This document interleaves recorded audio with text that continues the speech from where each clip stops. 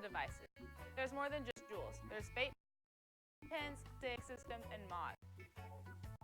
Vaping in you. 1. Don't try it. 2. If you vape, get help. And 3. Help others stay vape-free.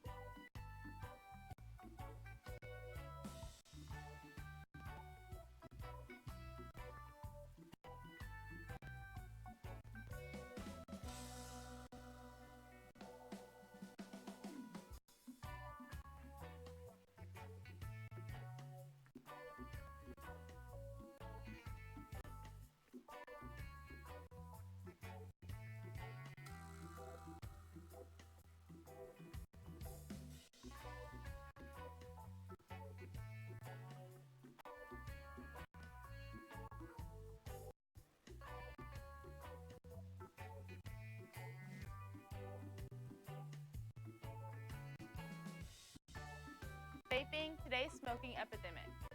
1 in 5 teens reported trying vaping ever since 2018 every single day. Facts on vaping, it's just as addictive as smoking, just as dangerous as smoking, and it's not water vapor, it's chemical vapor. It's equally dangerous vaping and smoking. Chemicals in vaping are nicotine and cancer-causing chemicals.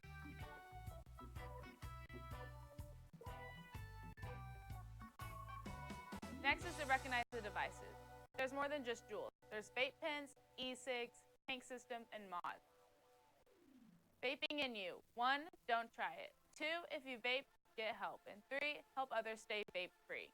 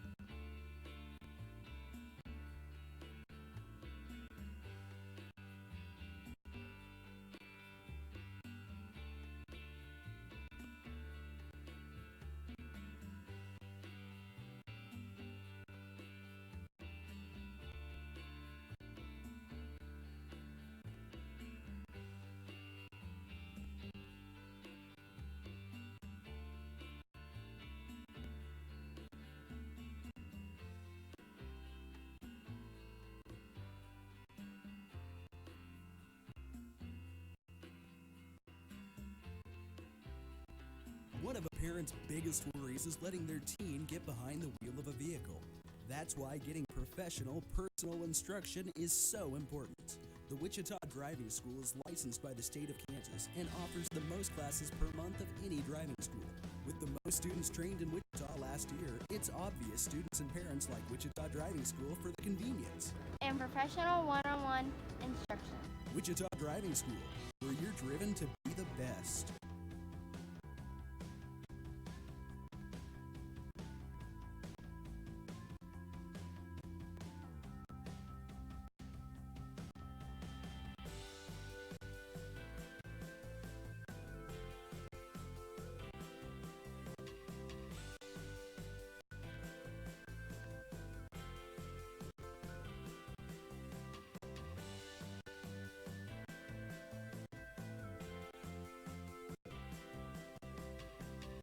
Vaping, today's smoking epidemic. 1 in 5 teens reported trying vaping ever since 2018 every single day. Facts on vaping, it's just as addictive as smoking, just as dangerous as smoking, and it's not water vapor, it's chemical vapor. It's equally dangerous vaping and smoking. Chemicals in vaping are nicotine and cancer-causing chemicals.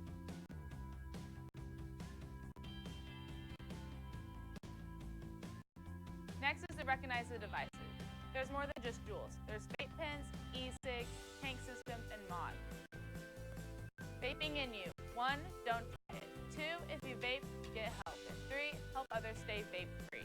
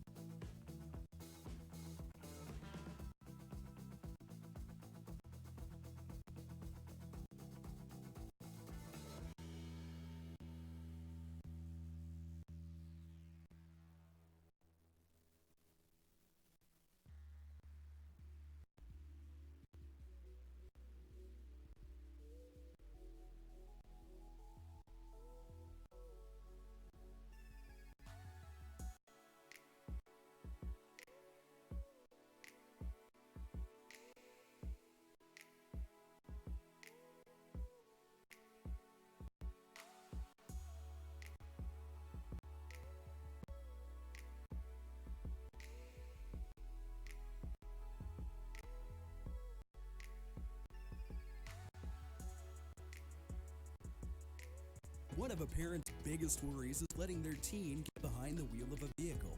That's why getting professional, personal instruction is so important. The Wichita Driving School is licensed by the state of Kansas and offers the most classes per month of any driving school. With the most students trained in Wichita last year, it's obvious students and parents like Wichita Driving School for the convenience and professional one-on-one instruction. Wichita Driving School, where you're driven to be the best.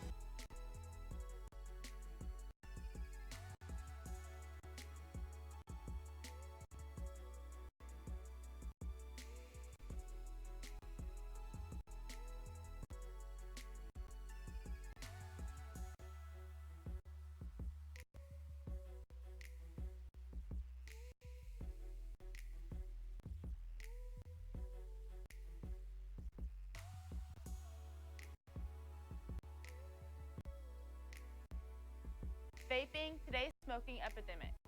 1 in 5 teens reported trying vaping ever since 2018 every single day. Facts on vaping, it's just as addictive as smoking, just as dangerous as smoking, and it's not water vapor, it's chemical vapor. It's equally dangerous vaping and smoking. Chemicals in vaping are nicotine and cancer-causing chemicals.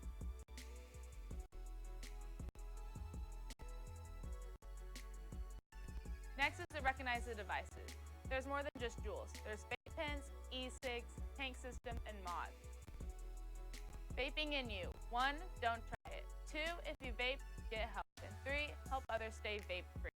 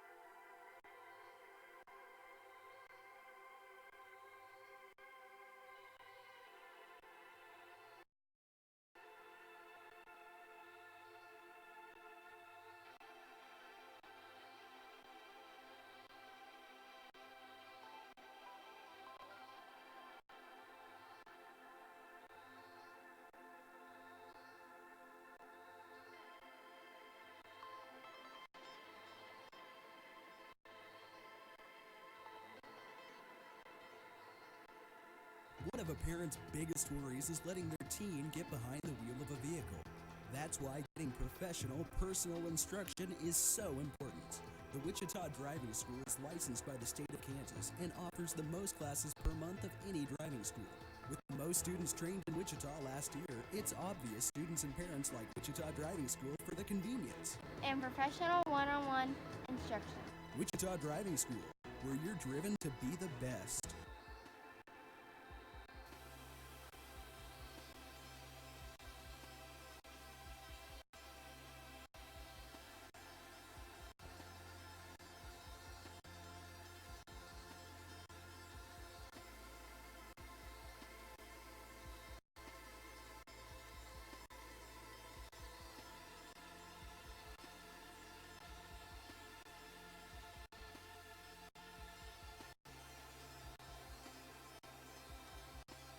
Vaping, today's smoking epidemic. 1 in 5 teens reported trying vaping ever since 2018 every single day. Facts on vaping, it's just as addictive as smoking, just as dangerous as smoking, and it's not water vapor, it's chemical vapor. It's equally dangerous vaping and smoking. Chemicals in vaping are nicotine and cancer-causing chemicals.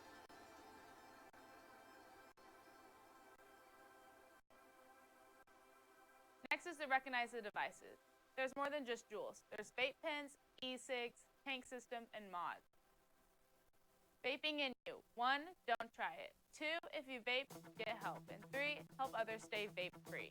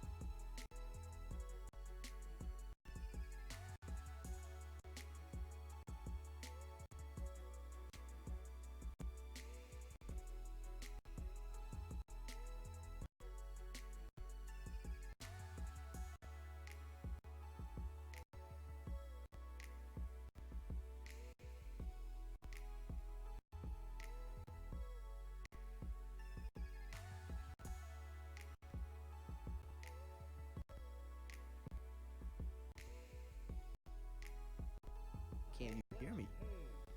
Dominic Santiago, can you hear me? Going once, going twice. All right, folks. Hear me here. Good?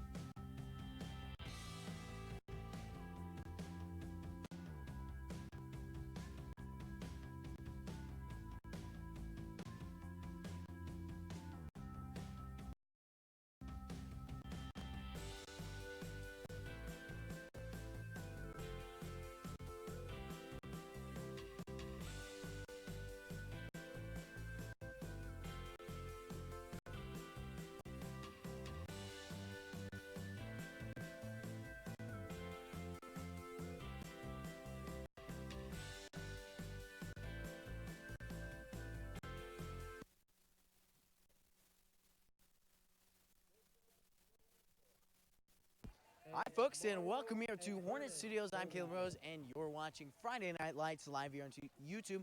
Tonight's matchup features the Goddard Eisenhower Tigers and your Valley Center Hornets. The Hornets sitting at 2-5 on the season, and these Tigers sitting at 4-3 on the season. Looks to be a good matchup.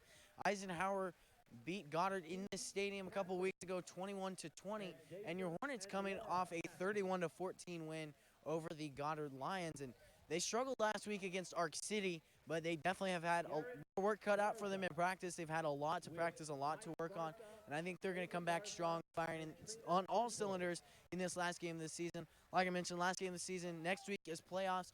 If we win tonight, we'll most likely play Salina Central, and if we lose tonight, we'll most likely play Bishop Carroll. Now, this is based on the performances of these other teams, but from the records of other teams, this is who will most likely be playing.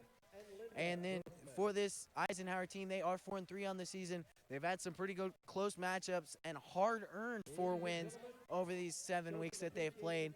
So this isn't a team that blows out every team. It's going to be down to the wire, that's for sure. Starting at quarterback tonight here for Eisenhower is wide receiver converted into quarterback Chance Omley. He's wearing number 17 tonight, a senior. And Reminds me of his play with Julian Edelman. Edelman, if you remember, played quarterback at Kent State. And he has an average arm, but he has good mobility, and that's going to be the key part of this game. The Hornets are going to have to contain Omley in the pocket. If they don't let him roll out, this is going to be a good game for this defensive backcourt. So keeping it in the pocket is going to be key. And then running back tonight, Parker Winslow is really just a truck. He can plow through, he can push piles. And those three inside linemen, those interior linemen, are the best linemen on this starting five. So middle game is going to be huge. If the Hornets can stop that, if they can fill gaps over the middle, this is going to be a good game for this run defense. They have allowed less than 100 rushing yards per game. So if they can keep that up tonight, the Hornets are going to have a good night defensively. And then this defensive backing core, led by also quarterback Chance Omley. He has 5 picks on the season, 8 picks total for this defensive back core. They are really good. They can read the plays well. But one thing that's really going to be key is play actions for tonight. That's going to be huge because these defensive backing core, their eyes are always in the backfield. So a good play action can lead to wide open routes, and that's going to be huge for the Hornets. Also, one thing to look out for is the joker in this formation. They're running a joker. He's going to be all over the field, sometimes at safety, sometimes hovering over the Y, a lot of different things. And so that's going to be the key guy to watch out here for tonight on this defense. This is a very good defense, but containing the run game offensively for the Hornets defense is going to be huge for tonight. If they can hold that, this is going to be a good night. That's going to be all for pregame. I'm Caleb Rose, and we'll see you back here in about 15 minutes for kickoff.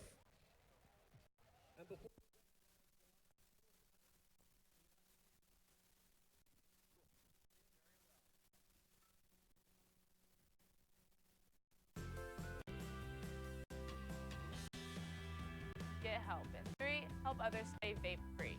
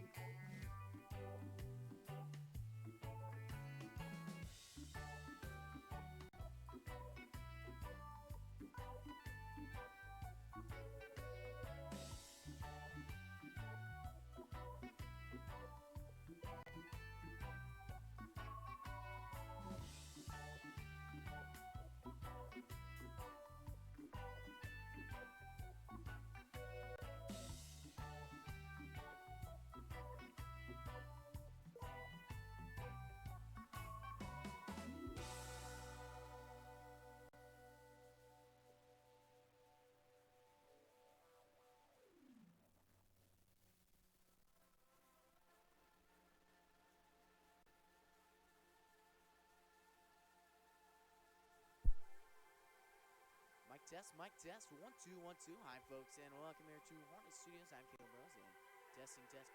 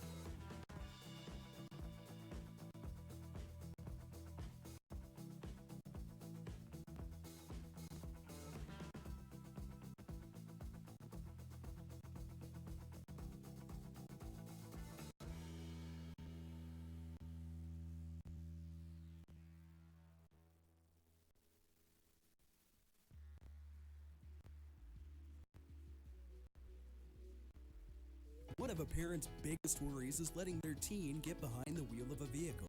That's why getting professional, personal instruction is so important. The Wichita Driving School is licensed by the state of Kansas and offers the most classes per month of any driving school. With the most students trained in Wichita last year, it's obvious students and parents like Wichita Driving School for the convenience. And professional one-on-one instruction. Wichita Driving School, where you're driven to be the best.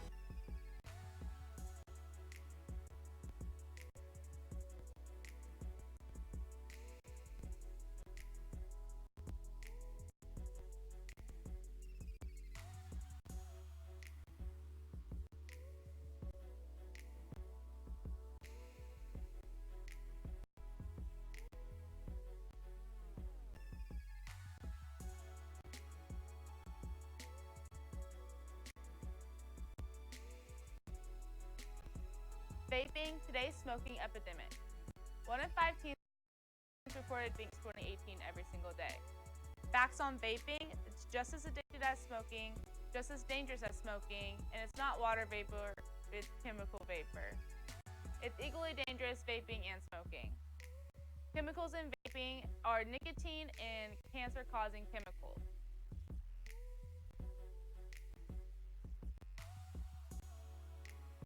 Next is to recognize the devices. There's more than just Juuls. There's vape pens, e-cigs, tank systems, and mods. Vaping in you. 1, don't try it. 2, if you vape, get help. And 3, help others stay vape-free.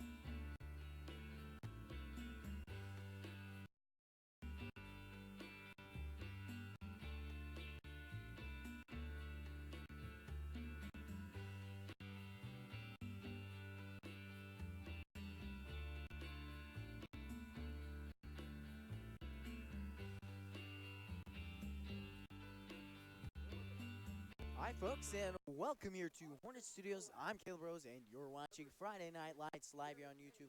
Tonight's matchup features the Eisenhower Tigers and your Valley Center Hornets. here at Goddard, in Goddard, where the Hornets took a victory 2 weeks ago over the Goddard Lions, and they won 31-14. Having some good luck in this stadium. Hope it continues as they'll be facing these Tigers. Tigers are 4-3 on the season. They recently beat that Goddard team 21-20, who the Hornets did beat 30-14. So definitely, or 31-14, excuse me. Definitely some good signs there. But for this offensive team, like for this Eisenhower team, our quarterback, like I talked about, Chance Somley, a receiver converted to quarterback, and they definitely, he's not a bad passer. I mean, average passer, very mobile in the pocket, so containing him, it's going to be huge. And I talked about their starting running at Parker Wenzel, almost a truck over the middle. There's not much stopping him. Reminds me of Christian Okoye for the Kansas City Chiefs. Definitely quite a player he was, but reminds me a lot of him. And containing the run up the middle is going to be huge. The Tigers won the toss there, and they will defer to the second half, so your Hornets kickoff team will, or kickoff team field. And we'll see Marion Pons and Jalen Hottie back deep to return. And then one thing to watch out for as well, Dakota Cook in the backfield as well. He's a junior wearing number 32, and though they have a running back that is a truck, Cook is one of those guys who's very shifty, understands the offensive line very well, and he's very patient. Reminds me of Le'Veon Bell of the New York Jets.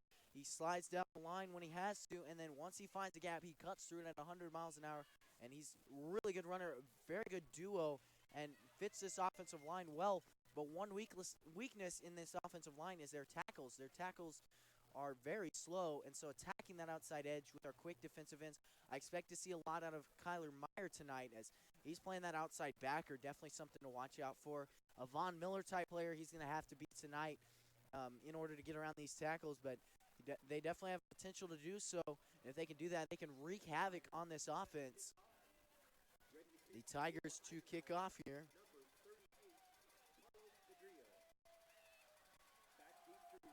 And kicking off here is Carlos Vidrio. They'll line up in three-point formation. Not sure I've seen this in quite a while. Under Sharp back deep return. And game is underway. Clock starts rolling as Under Sharp takes off, finds a gap, and he's off to the races. One man to beat, it's the kicker. And he is going, has some speed. He's taken down at the 31. Huge return to get this game started off. Hunter Sharp with quite a return. Perfect blocking. Attacked exactly where they wanted to. And yet again, it shows why Hunter Sharp is the starting returner.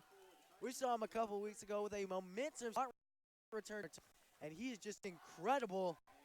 Perfect way to start off this game. Caleb Harden in the offense takes the field here. They'll start out conservative here with only 3 receivers out. Typically, we've seen them go more spread. I talked about number 17, Chance Sonley, playing free safety here. The one high safety in this play looks like cover 3. They play action, looking for a post route. Gabe Phillips passes off the mark. And I looked at Harden warming up today, and he was exclusively throwing to the left side of that field. And I think they're really preparing for Gabe Phillips to be thrown to quite a bit. We've seen him in past games against Ark City, had a post route for a touchdown because he was manned up one-on-one. And so that's definitely something to watch for. I expect to see a lot out of Phillips tonight as he's going to get a lot of pass attempts towards him.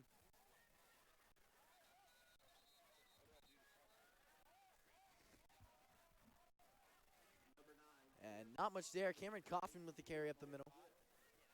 Third down and 10. And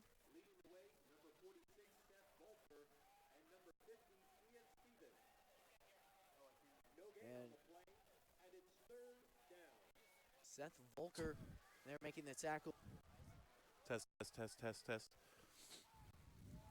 Joining me here is Athletic Director Caleb Smith. Left side throw, looks like a hitch route for Gabe Phillips, falls incomplete. And that's one thing as a quarterback, you're told to hit him on the outside corner so they can take off on that sideline, but just off the mark there, and Phillips couldn't make a catch, falls incomplete. Fourth down here for Valley Center.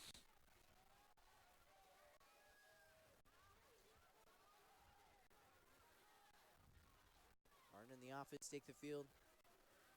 Martin will be out of the shotgun again. Split twins here. Motion around is Hunter Sharp. Martin drops back looking for a right side route, and it's intercepted. Intercepted there by number 12. That's Brandon Lay. And they have forced 12 turnovers now in these 8 games. They are quite the defense, and they tend to jump routes very well. Chance Omley I talked about, but didn't expect that there. Throw off the mark, and they took advantage of that situation. Forced a turnover, and so the offense takes the field here for Eisenhower. Yeah, they were in man-free there, so they had man-to-man with the safety over the top, and the guy was thrown a little behind him, and he was right there for it. Omley out of the shotgun here.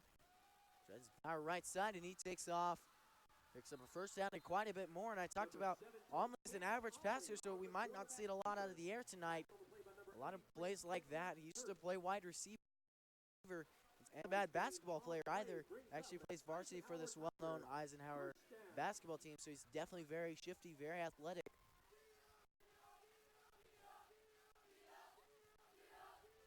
Omley out of the shotgun here. Split backs here are Wenzel along with Job. Left side handoff there. And Job finds the gap up the middle, gains about 5 there.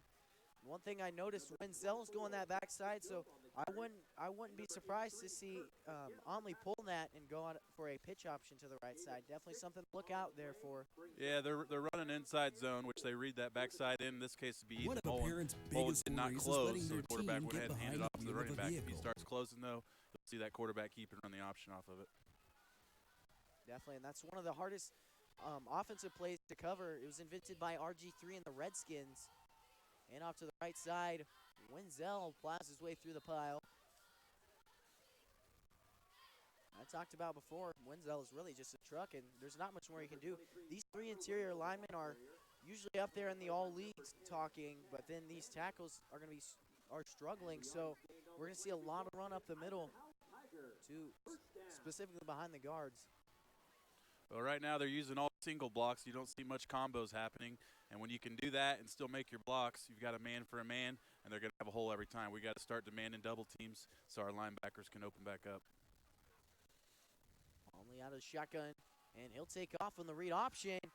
Flash through a couple guys, and gets a first down and more. Omley showing why he's that quarterback here. Fits this offense very well. Pulled that read option. That was a perfect play. Left it in the gut until the defensive guy committed, and then he took off and had a wide open gap. Made a play there. You're on first down and 10. Omley out of the shotgun. Twins right side. End off left, and Wenzel cuts it back. There was a gap there, and found it pretty good. That's just a form of ISO from the gun there. They're inserting that fullback there in A gap, trying to get him on our mic and taking care of the rest of the level with their O-line.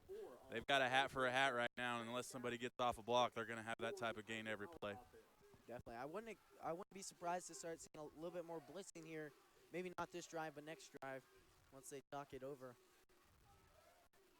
Omley out of the shotgun, and he'll take it out to the right side. Good downfield blocking. And he's got quite a few yards already on this drive. Picks up a first down to the right side.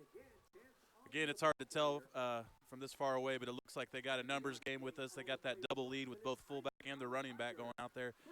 It looks like they've got us not only a half and half, but maybe an extra guy out there on the edge. We've got to start playing the numbers game, get more guys in the box, or they're going to continue to drive like this. Definitely. And when Omley at quarterback has the ability to run it and take it and get 10 or 15 yards every time, that's a good strategy, is sending 2 guys out there to lead block for him. And that was just quarterback ISO. Again, you got 2 leads with your running back and your fullback.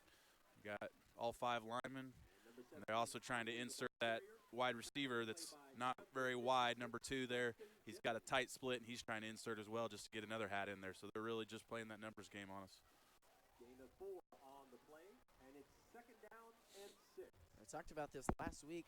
Our offense did a good job of this, just running it consistently, being patient with the run game, and they haven't even really had to be patient. I believe that was the first one that didn't get positive numbers there. Omley taken down in the backfield by Kyler Meyer. That was all Kyler Meyer there. Kyler got off his block and made the play there. Again, if he hadn't done that, they would have had numbers again and been down the field. Definitely. I talked about how these tackles are struggling both in the run game and the pass game. So I've expected to see a lot of outside linebacker blitzes, and Kyler Meyer's been quite a player this season, and so wouldn't be surprised to see a lot more of that out of him tonight. Omley out of the shotgun. And Wenzel takes it up the middle, gets stuffed behind the offensive line, and he's taken down. Number 23, Wenzel, tripped up on the play after a short gain. Number 10. And really just no gap there for Wenzel to go through. His tackle looked like he was trying to cut across the lane, or cut across the hole, when he should have just kept blocking where he was blocking, and then ran into the gap and blocked up an open hole. Only out of the shotgun here. He'll drop back looking right side, leading a post route, and it falls incomplete. That pass was intended for number 80, David Brogan. So that'll be a turnover on downs. Your offense takes the field. That's a great stop there. Way to bend and not break. One thing I noticed on that is that when they did finally pass, it was a clear read with their O-line. They were all in a hard pass set, so that's a good thing for our safeties, because if they're reading the line, they'll know run or pass right away all night, and they can get down and make plays at the line of scrimmage. Harden out of the shotgun here. And Kaufman looking right side. Nothing there. He's taken down. Number 9, Cameron Kaufman, the ball carrier. Kaufman, we saw him run against, I believe it was Mays South that he ran against, but had some pretty good plays, but he's struggling tonight. This defensive line is very quick. They don't have quite the size of other defensive lines that this one has seen his face, but they are very quick, and that's very tough to guard, to block for. And so they'll come back to the line of scrimmage after a loss of 3. Twins left side. Harden motions around. And a jet sweep to the weak side. Nothing there, and this defense is reading plays like a book. Number 13, the ball carrier. Right now we're just allowing way too much penetration up front. They're getting back 1-2 yards in our backfield right away with more than one guy, so we've got to hold the line a lot better, come off the ball harder. Definitely, and not only are they getting in our backfield, but these linebackers are very sure tacklers. They wrap up every single time. It's hard to get yards after contact against them, so once they're through the line, there's not much stopping them. 3rd and 14 here. Harden out of the shotgun, trips left side. He'll drop back, looking left. He's forced to roll out, and he's taken down in the backfield on 3rd down. One thing I've noticed is Eisenhower I don't know if they've done this all year or not, but they're running basically the same defense Ark City did last week, that man free, get more guys in the box, and it forces a lot tougher reads for Caleb back there when you have man coverage. You don't get those holes in the pass routes you do with the zone coverage. So it's going to be tough to throw against unless our receivers can get away from that coverage. Definitely. I saw early in the game when they were down here for the first drive after Sharp's long return, they were already running cover 3, which really kind of confused me. 3 deep guys early in the game, but it's clearly working. Ooh. Sharp back to punt, mile high in the air. Good bounce. Bounces quite in the favor of the Hornets. And Hunter Stacy will down it into 48, so we'll go to a short commercial break before this offensive drive.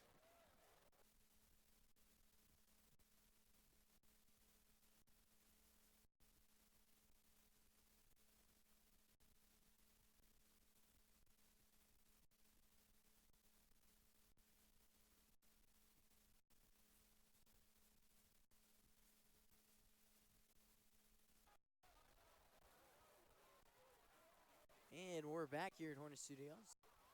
The Tigers take the field here. Omley out of the shotgun.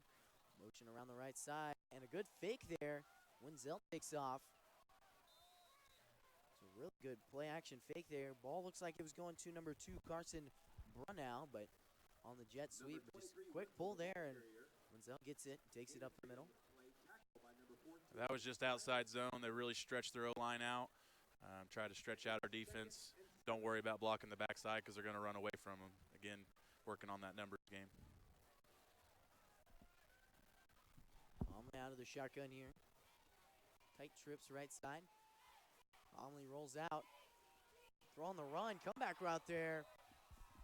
And it's caught. First down, Chains move. I've seen the Hornets run it a million times, that comeback route on the near sideline. 15 to 12, make the defender commit to go route and then just quick cutback, easy play. And when you over pursue, it's a really tough play as a defender, so it hit the sideline there, but we might see later in the game if defender continues to over pursue, a cutback and inside, so something to watch out for. Only out of the shotgun. Pitch play there, it's behind. Wenzel is forced to lose momentum there, and this defense takes him down a mile behind the line of scrimmage.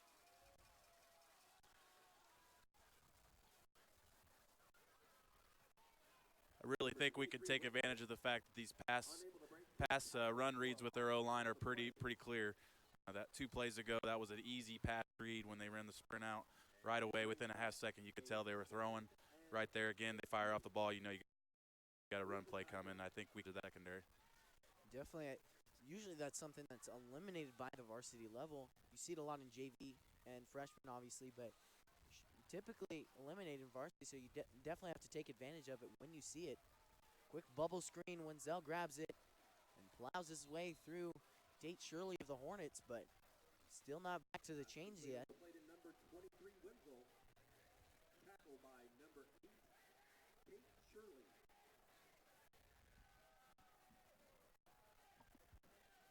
I'd expect to see a lot more of those bubble screens. Didn't get them much there, but still a quick play. Short game later in this game, definitely something to watch out for. It's worked a lot against this Hornets defense. A lot more than we've seen. We've seen some big plays by this defense on that play, but we've also seen some big ones for the offense. We'll see a timeout by the Hornets, so we'll head to a short commercial break. Hey, I'm getting.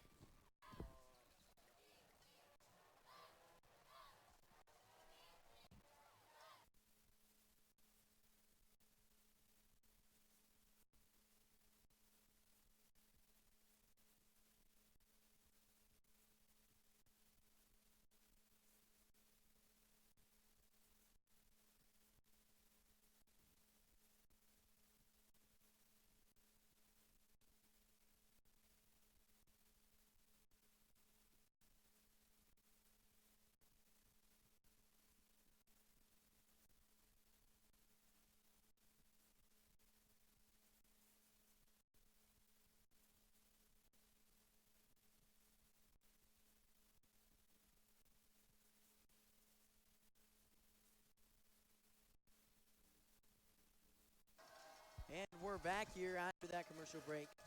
Onley looking right side, struggling, finds a slant route. Off the mark and incomplete, but a flag on the play. I believe that was on Chad Banning. I'm not sure that was a flag. I think that's just part of running that route over the middle. But yeah, that's a terrible call.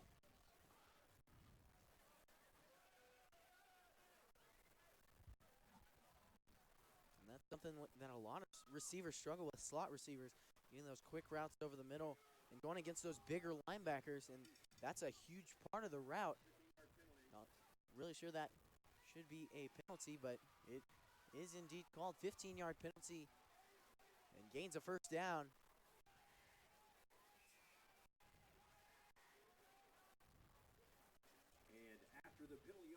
So markers move, chains move, first down and 10. Only takes the field. And we do apologize about our new channel, Hornet Studios Live. We've had some troubles on the other channels, but if you do have anyone who's trying to watch this stream, send them to Twitter, the Hornet Studios page, and there should be a link on there that you can send to anybody else watching this game. So that looked like power stretch there. They pull backside guard, read play side in. They're either going to give it on the outside stretch to the motion receiver or the running back, or the quarterback's going to pull and hit it up there in the gap. Looks like that time he got a read to pull in widened with the stretch, and he pulled and went straight upfield. Only out of the shotgun here, Twins right side. Slide motion. Wenzel looking to take it up the middle. Nothing there. That just looked like true power. Power to the left there. They pulled backside guard, kicked out with their fullback. That's just your old school power play. Not much of a gap there, but like I said, Winslow knows how to push that pile, as the stadium announcer just said. But 1:05 remaining here in this first quarter. Only making a few play changes, and they haven't taken their time whatsoever. The play clock's only at 15. Wenzel trying to plow his way through on the right side. Definitely wasn't the intended gap there, trying to bounce it outside a little bit, but just eaten up by that outside linebacker. I can't tell right now if they're running. They're trying to hit that A gap with that fullback leading through. They're hitting it fast. Makes me think it's just straight ISO. But they're intending to really get through A gap as quick as possible with that fullback leading. Definitely, and with those three interior linemen that are really good, that's definitely going to be a gap that's attacked all night long. Flag before the snap. Referee's hustling to make a call.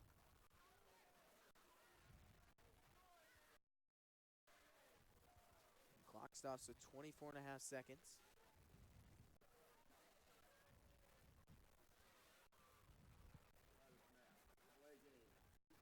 And delay game is called on the Eisenhower Tigers. Stoplego was talking about how they were getting the playoff usually with 20 seconds on the play clock, but here they are with a delay of game, so. And after the penalty yardage is marked off against the Hornets, Delay of game on the Hornets. Eisenhower Tiger. Yeah, the only thing I can think of is maybe if they were trying to simulate the cadence. Sometimes they'll call that a delay of game. I was trying to say go to get them to jump off sides, but I'm not sure besides that what that could be.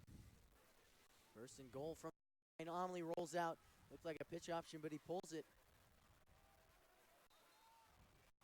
The Hornets got lucky there.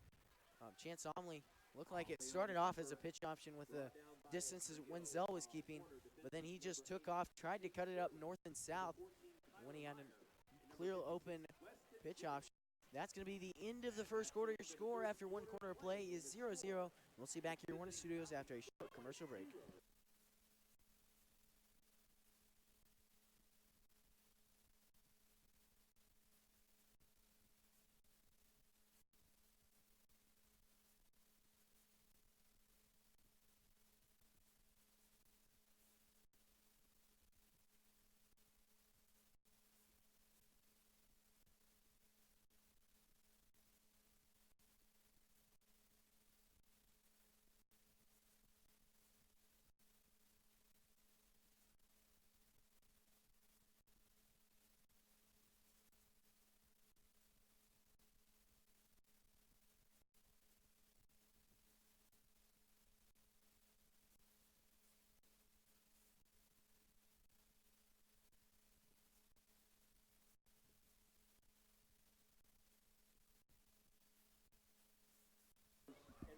And we're back here in Hornet Studios. One quarter plays through here at this game, and your score remains 0-0. Second down and goal from the 7. And Chance Omley and company here to take this field on the offense. I could see Coach LeCure talking to the ref that they were saying shift, so I think that's what the defensive delay was. They were thinking we were trying to simulate the snap. All we were doing was calling out the motion of the shift, and apparently the umpire thought otherwise. Wenzel looking right side. Defense reads it perfectly. And they're plowing through that offensive line. An incredible play to stop it, but a flag on the play.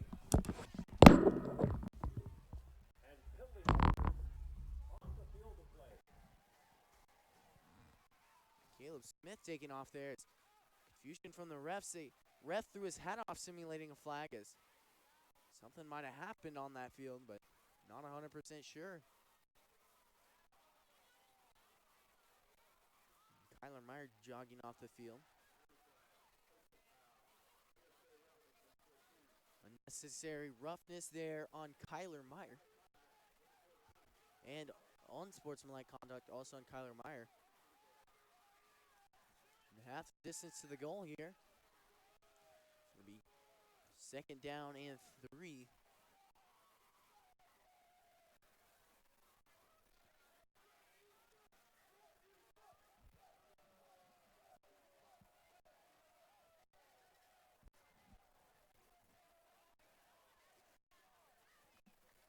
Meyer jogs off onto the sideline. After that, unsportsmanlike conduct.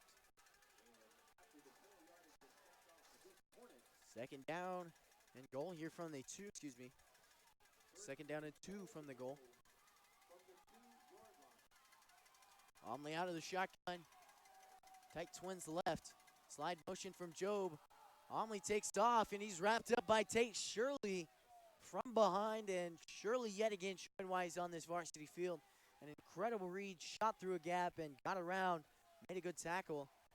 That'll be second down, or third down and 1 from the 1-yard line.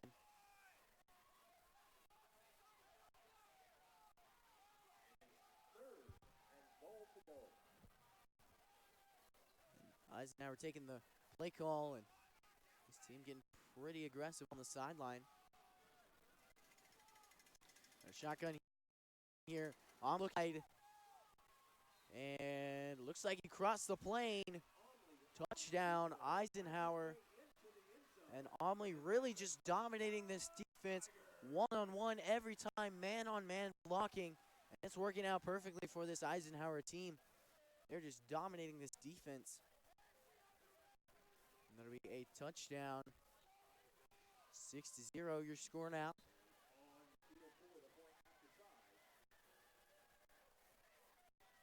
And PAT, kicking the PAT here is Carlos Vidrio. Hold is wobbled a little bit, but the extra point is through. 7-0 your score. Your Hornets trail after that drive. I'm Kevin Rose, and we'll see you back here at Hornet Studios after a short commercial break. Center Hornets 0, your Eisenhower Tigers 7.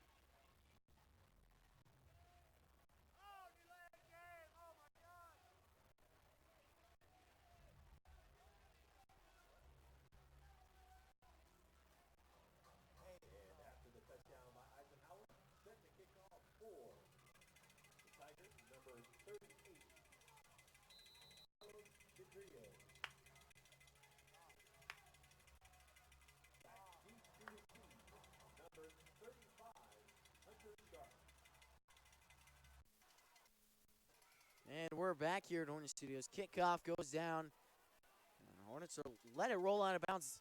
Good football decision there. Rolls out of bounds, so the Hornets will take possession. And I believe is the 35-yard line. Kickoff out of bounds is the penalty. 10:51 shows here in this second quarter, and the Eisenhower Tigers just put up 7. This Hornet crowd is not happy after 2 confusing penalties on Kyler Meyer and then a misinterpreted delay of game penalty. This offense takes the field for the first time this game being down, and so we'll see what they can do. Harden out of the shotgun here, and behind him is Cameron Kaufman. Trips left side here.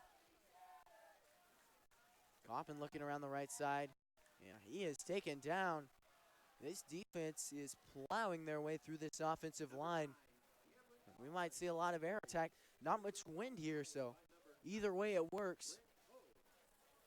But we'll see. A few substitutions. Looks like split twins here.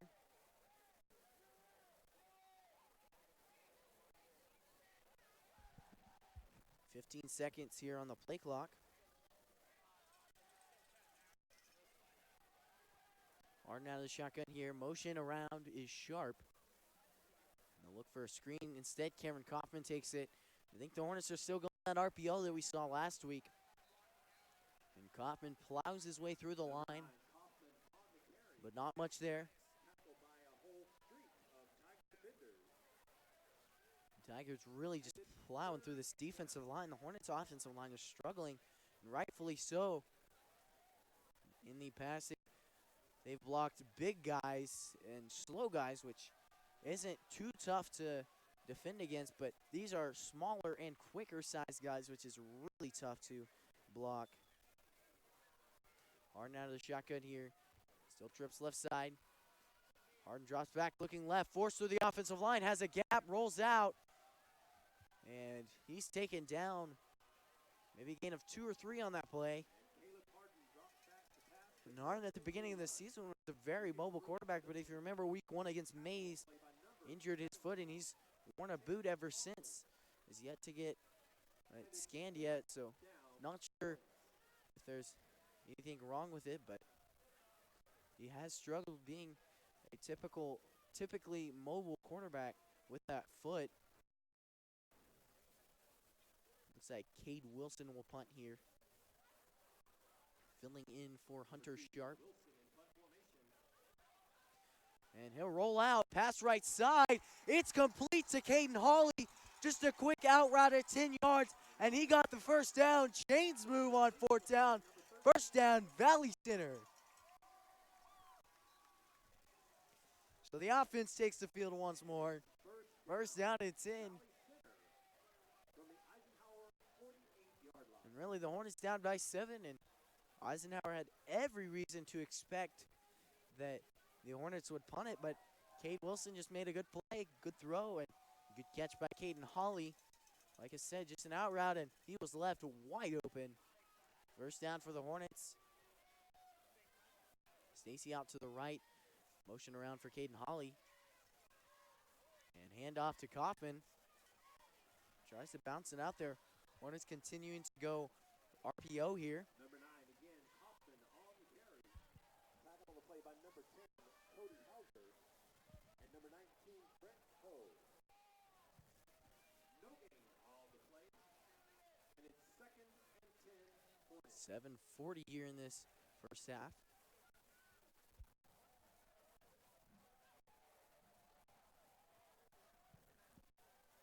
Harden down to the shotgun here. Twins left side. Kaufman takes off, tries to bounce it outside. And a good defensive play there, a good read. That was number 21, Ryan George. A 6-foot junior playing outside linebacker here, and made a good play. Got around the outside edge. And the tackle for loss brings up 3rd and 16, Valley Center. And Hornets with a 3rd and a long 16. Harden out of the shotgun here. Twins right side, one receiver left is Gabe Phillips. Play action. Harden looks for the backside screen. Kaufman, and it's not there. He's brought down. And we've seen the Hornets run that play with Marion Pons, and it seemed to be wide open, but looked like before the play they had to shift the offensive line a little bit, maybe due to an injury or a miscommunication there, but nothing on that backside screen. We've seen Harden roll out and then make a little jump throw, and typically Pons is wide open, but Kaufman was there and not much to be found. Hornets with a 4th down and 16 here. See Cade Wilson upon it. Eisenhower ready for a possible another fake punt here. Wilson this time will kick it. End over end there. Not much, and moves in favor of Eisenhower. To roll out of bounds at the 45, so the Hornets defense will take the field, and we'll see you back here in Hornet Studios after a short commercial break.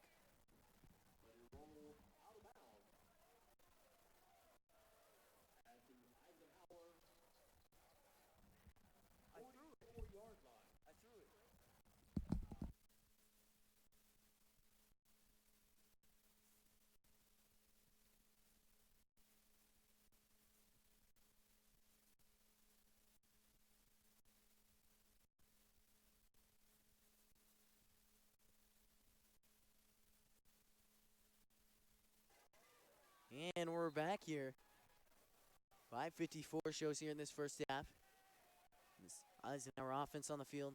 Left side handoff to Job, and nothing there. There was a good gap, but way to shift there. I believe that was Chad Banning on that tackle. Excuse me, that was Tony Caldwell, and Tony Caldwell read that play on the defensive line and shifted down the line and made a good play there, cutting off that gap. There's a clear gap in that offensive line, just took it away from the backside and made a good tackle. 2nd down and 11 here. Only out of the shotgun. And a power play, or read option there to the right side. Number 23, Winslow, the ball carrier. Short gain on the play. 3rd down and 9 here.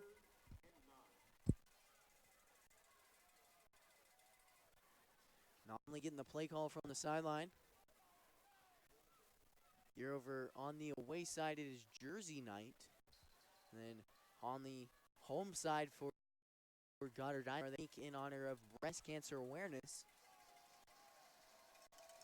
Only out of the shotgun. Play action there, looking right side. Wide open post route, but he overthrows him, incomplete. And there was no one there.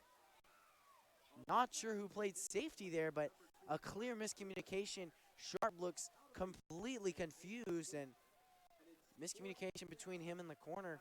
And fortunately falls incomplete there for the Hornets. And that pass intended there to number 2, that's Carson Brunnow. And that's his first pass intended his way, but falls incomplete, fortunately. Hauser back deep to punt. And quite a quick punt there, rolls in favor of Eisenhower. And so they'll touch it around the 8-yard line. And we'll see you back here at Hornet Studios after a short commercial break.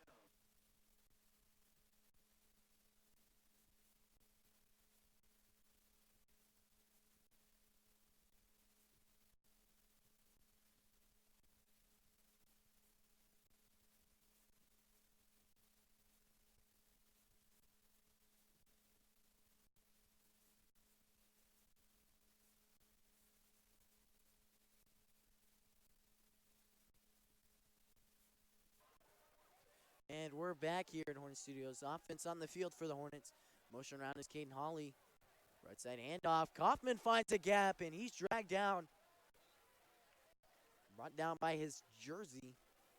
As a player grabbed it as he was falling, but a good gain of about 7 there. 2nd down and 3. 2nd down and 4, excuse me.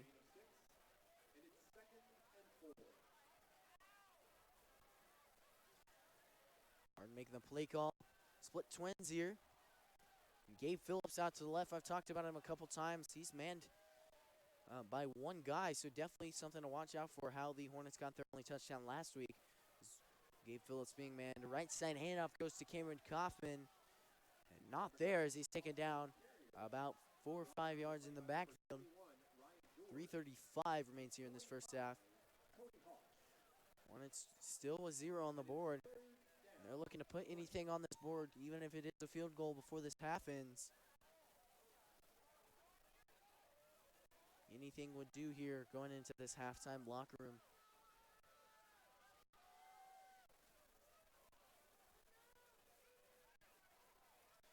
And trips left side.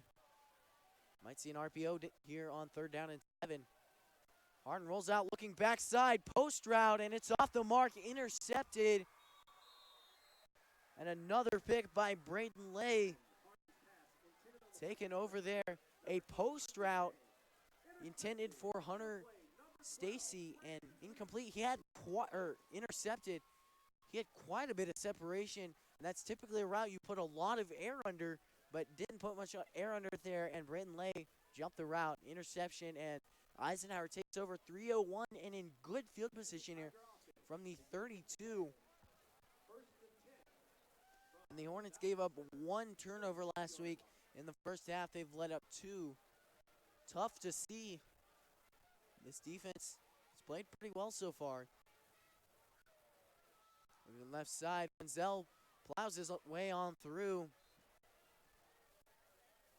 And there to make the stop is sure tackler Hunter Sharp.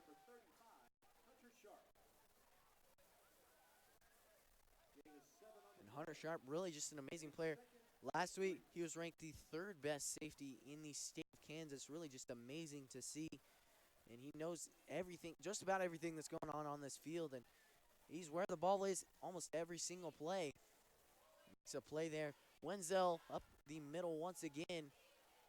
And he's driven back by this offense, but it's still enough for the Chains to move. First down. 2:21. And Eisenhower picking up first downs here in the red zone, or just 1 yard outside of the red zone, but definitely in field goal range. 2:10 here. Omley out of the shotgun. And Wenzel looks left side, plowing his way through. And finally, 2 Hornets bring him down. Quentin Kirk with a good job. Something you're taught, if there's a guy like Wenzel and he's just a truck, slow him down at least, and slowed him down until Hunter Sharp could get over there and help him bring him down.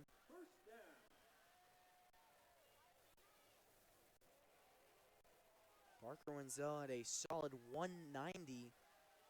Not easy to bring down, that's for sure. Omni out of the shotgun.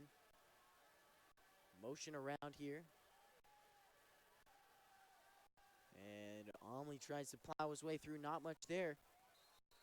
Yet again, man-on-man blocking, and they had, I believe it was 3 lead guys there, but it's to the short side, plowed up there, and not much room to work with on the sideline. Play might have worked out had it been to that other side, the open area of the field, but nothing there, or not much there. 5 yards, second down and 5 here. And clock running slim here. The Tigers up by a touchdown. And the Hornets now are just trying to stop any points whatsoever. A turnover would be key here. And that was an incredible play. Just right before the play, I saw Chad Benning come up there, tap Weston Jennings on the hip, and he shifted over, and then Benning was there to stop the gap. There was a gap in the offensive line, but Benning stopped it pretty well. There's going to be a timeout. Timeout, Valley Center, and we'll see you back here in Hornet Studios after a short commercial break.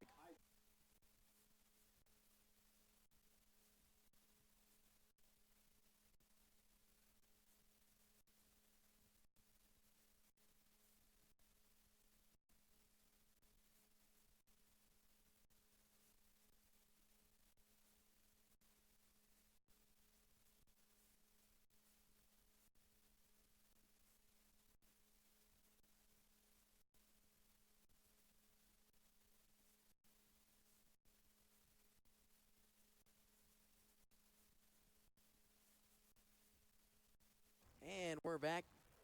And we're back here in Hornet Studios. 42.5 seconds remain here in this first half.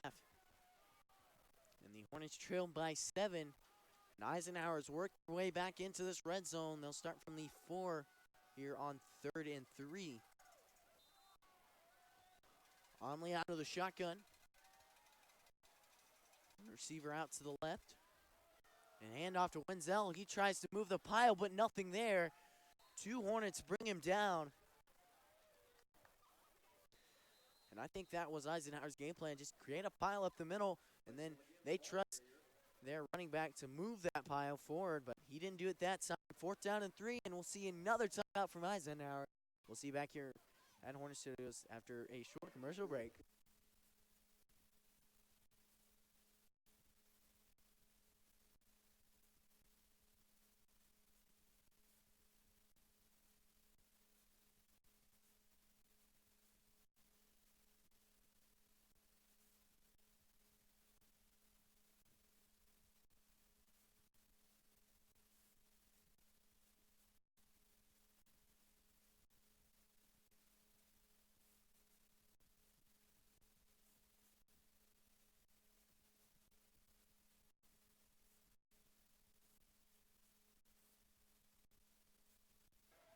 And we're back here after that timeout by Eisenhower.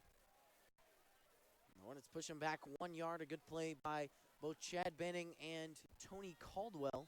making the tackle in the backfield. Stands rumbling here on this away side. 33-second show here, and the Hornets just trying to keep them out of the end zone as they won't be kicking a field goal. Omley drops back, looks left side, out route falls incomplete, and that was a perfectly covered ball there by Cade Wilson. A very typical route to see in the end zone, and he knew it was coming. A slant route, cut in, and then a cut out. Looks like an out route when you see it when it finishes, but it's a really hard route to cover, and Wilson read it. He was there. Fortunately, the pass was off the mark, so he wasn't required to make a play, but falls incomplete. 29-9, and your Hornets take possession once again. They trail by 7, and they'll likely just try to get out of this half.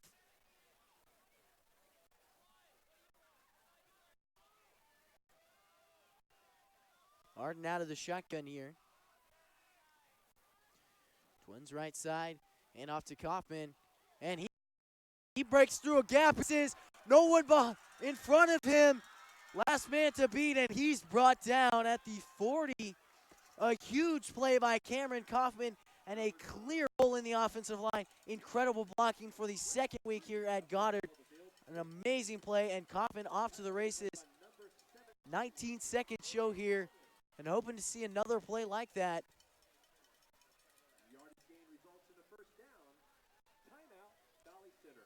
And we'll see a timeout Valley Center as they're now maybe in scoring position. We'll see you back here in Hornet Studios after a short commercial break.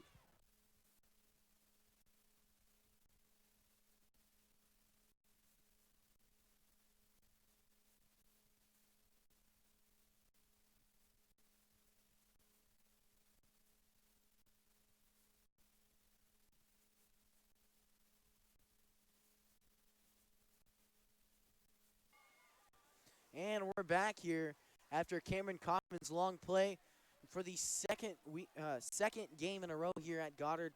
We saw it last time with Marion Pons' long touchdown. Austin Koash pulling, creating a huge gap, and Kaufman just took off with that gap. Harden rolling out right. Tries to lob it in there, and it's picked off by Chance Omley. Eisenhower forces their third turnover of the game. And so that looks like that's going to be the half as Eisenhower takes over. And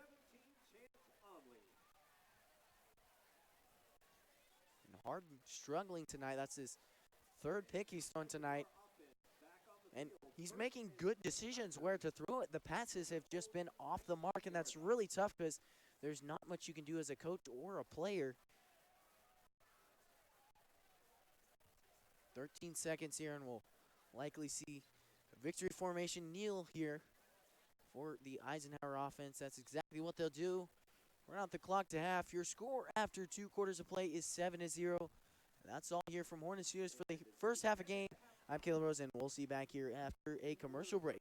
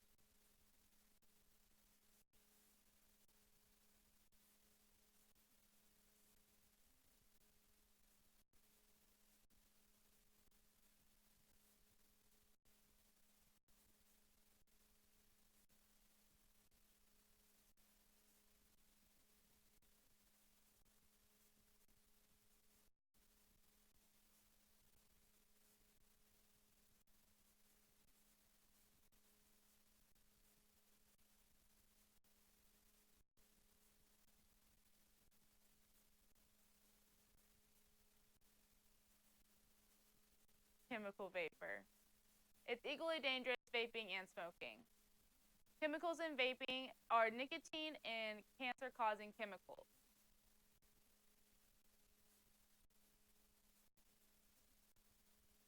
Next is to recognize the devices. There's more than just Juuls. There's vape pens, e-cigs, tank system, and mods.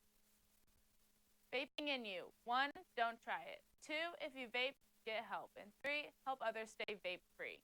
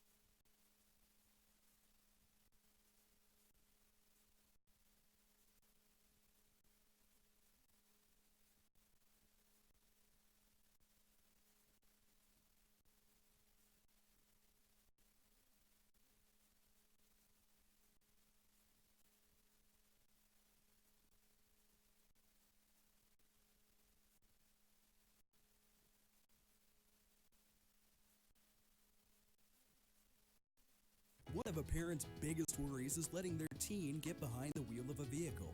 That's why getting professional, personal instruction is so important. The Wichita Driving School is licensed by the state of Kansas and offers the most classes per month of any driving school. With the most students trained in Wichita last year, it's obvious students and parents like Wichita Driving School for the convenience. And professional one-on-one instruction. Wichita Driving School, where you're driven to be the best.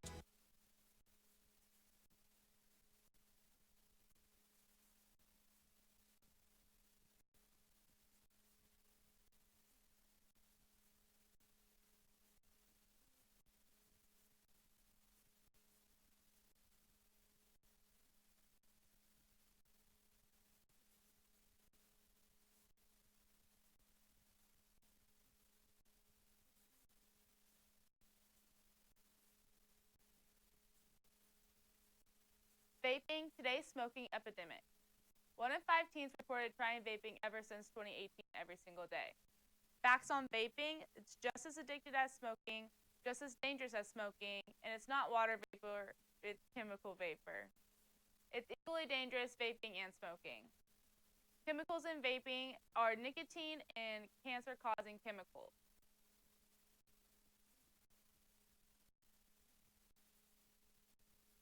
Next is to recognize the devices. There's more than just Juuls. There's vape pens, e-cigs, tank system, and mods. Vaping in you. 1, don't try it. 2, if you vape, get help. And 3, help others stay vape free.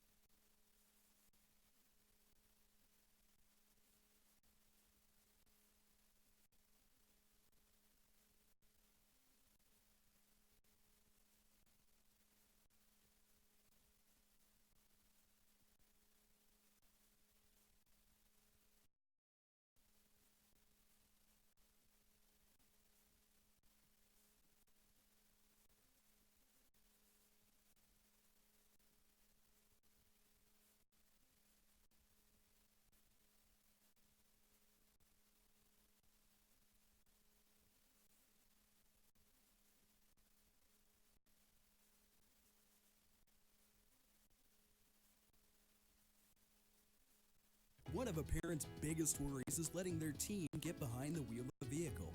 That's why getting professional, personal instruction is so important.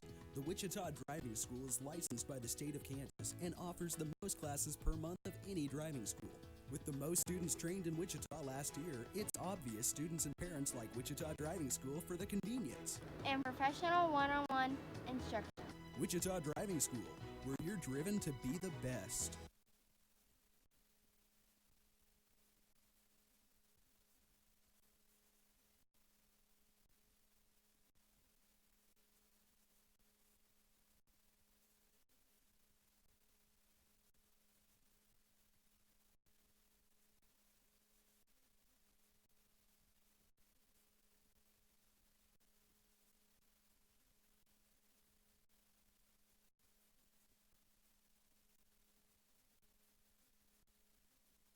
Vaping, today's smoking epidemic. 1 in 5 teens reported trying vaping ever since 2018 every single day. Facts on vaping, it's just as addictive as smoking, just as dangerous as smoking, and it's not water vapor, it's chemical vapor. It's equally dangerous vaping and smoking. Chemicals in vaping are nicotine and cancer-causing chemicals.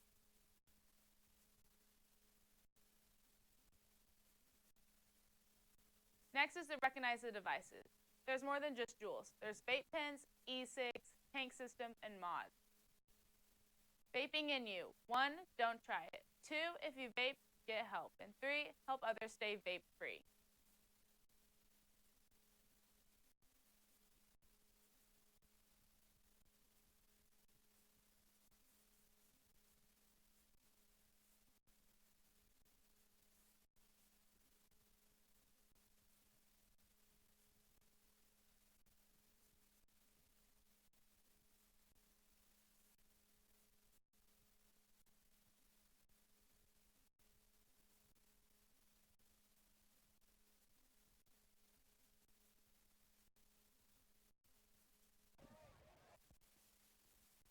Hi, folks, and welcome here to Hornets Studios for this halftime report.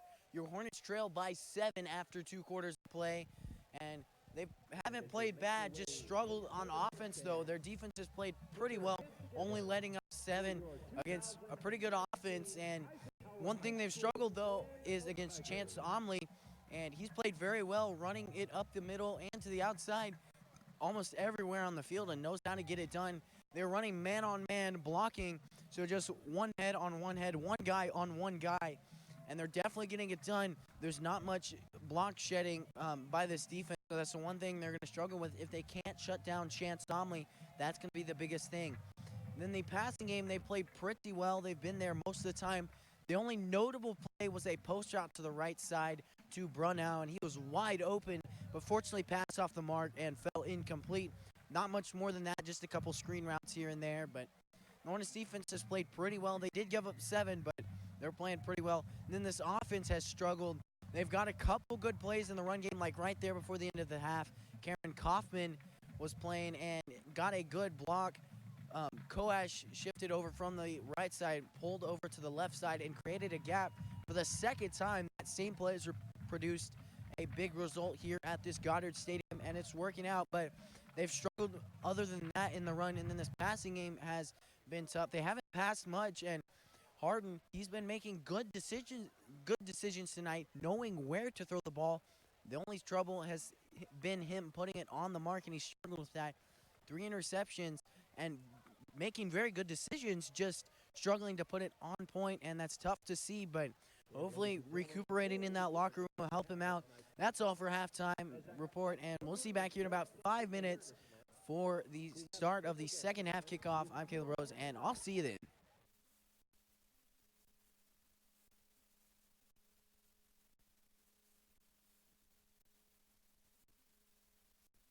One of a parent's biggest worries is left behind the wheel of a vehicle.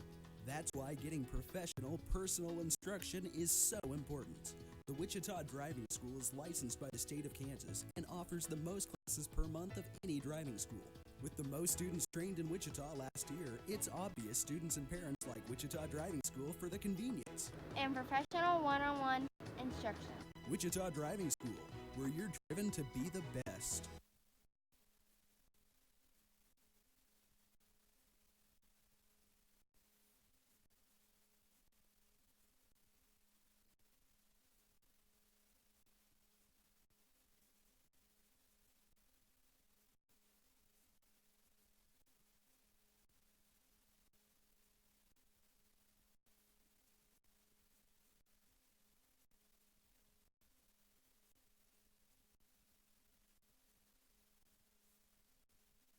Vaping, today's smoking epidemic.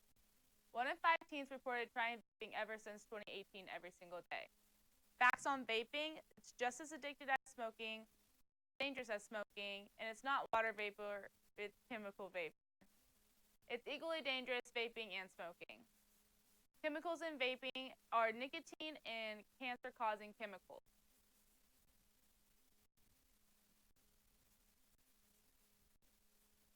Next is to recognize the devices. There's more than just Juuls. There's vape pens, e-cigs, tank systems, and mods. Vaping in you. 1, don't try it. 2, if you vape, get help. And 3, help others stay vape-free.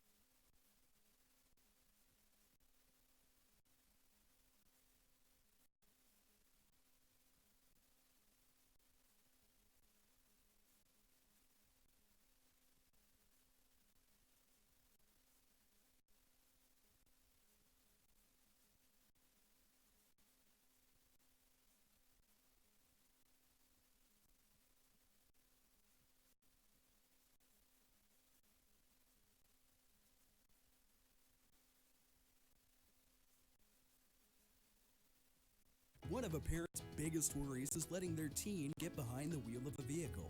That's why getting professional, personal instruction is so important. The Wichita Driving School is licensed by the state of Kansas and offers the most classes per month of any driving school. With the most students trained in Wichita last year, it's obvious students and parents like Wichita Driving School for the convenience. And professional one-on-one instruction. Wichita Driving School, where you're driven to be the best.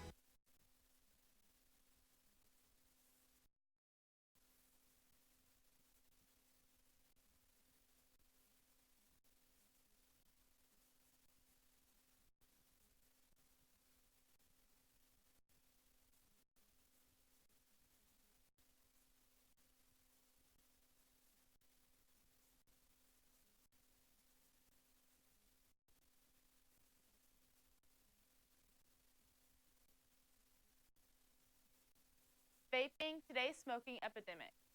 1 in 5 teens reported trying vaping ever since 2018 every single day.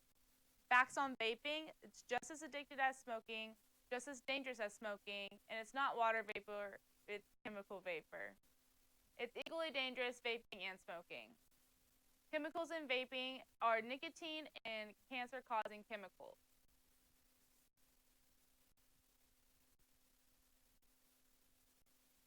Next is to recognize the devices.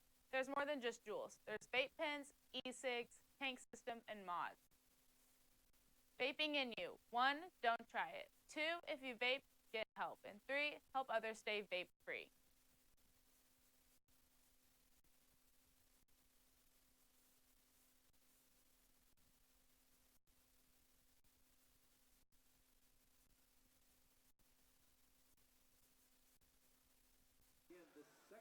All right, folks, and welcome back here to Hornet Studios. Your score after one half of play is 7-0, and your Hornets trail. Eisenhower will receive first as they deferred to begin this game. So Hunter Sharp will kick off here. 12 minutes show on the clock, and about to get this game underway, or this second half underway, excuse me.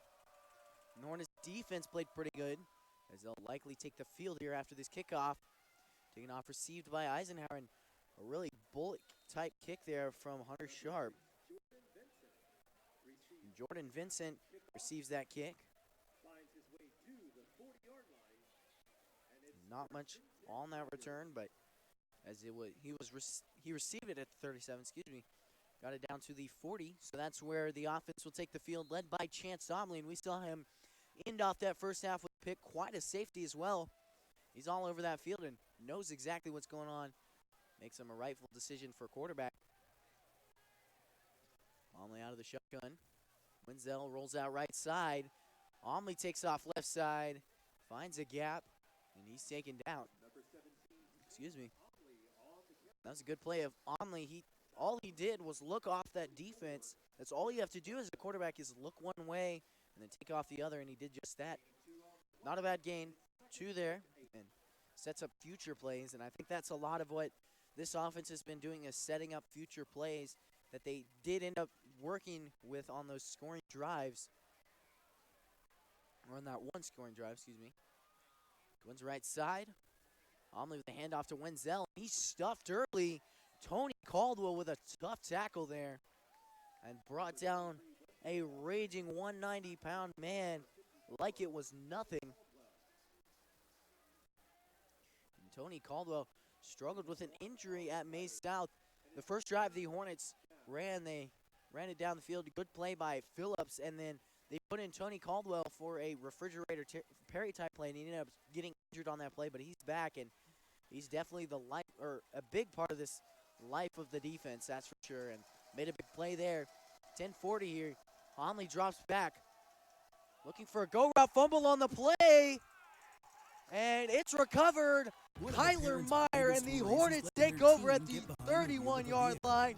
Offense takes the field. Personal instruction is so Incredible important. play.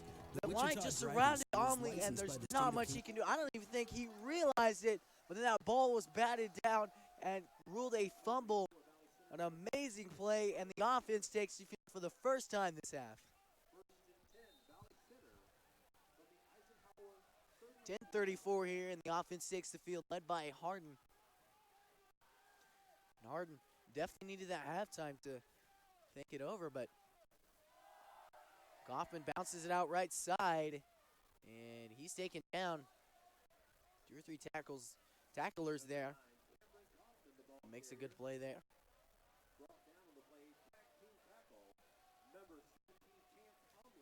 And Kaufman with a couple good plays in that first half. Like you saw that Austin Crash pulling right guard, and he created a gap, and then Kaufman just took off. Get the long touchdown like the Hornet fans wanted, but as he was taken down from behind, but definitely opens a lot of opportunities. Batted pass there, and it looks like it's going to be intercepted by Eisenhower. That was just an incredible play. As a defensive lineman, you're told if you can't get to the quarterback, then you have to stick your hands up and try to block that pass, and he did exactly that, a good play. And that has to hurt for Hardness. Looks like he was passing towards the open route, but got batted away, and no one's really to blame for that interception, for that turnover, but it is the 4th for the offense tonight. A flag on the play appears to be against Eisenhower. Sideline warning against Eisenhower. So 34-yard line is where this Tigers offense will start the drive after turning over last time. And not many more plays until a turnover from the Hornets. Hunter Sharp, the high safety here. Looks like a cover 3 by the defense. Only hands it off to Wenzel. He'll try to bounce it outside. And Kyler Miner just dragged him down from the start. Slowed him down early, and then got a good time for the rest of the Hornets to get there. Loss of 2 on that play. 9:30 here in this third quarter.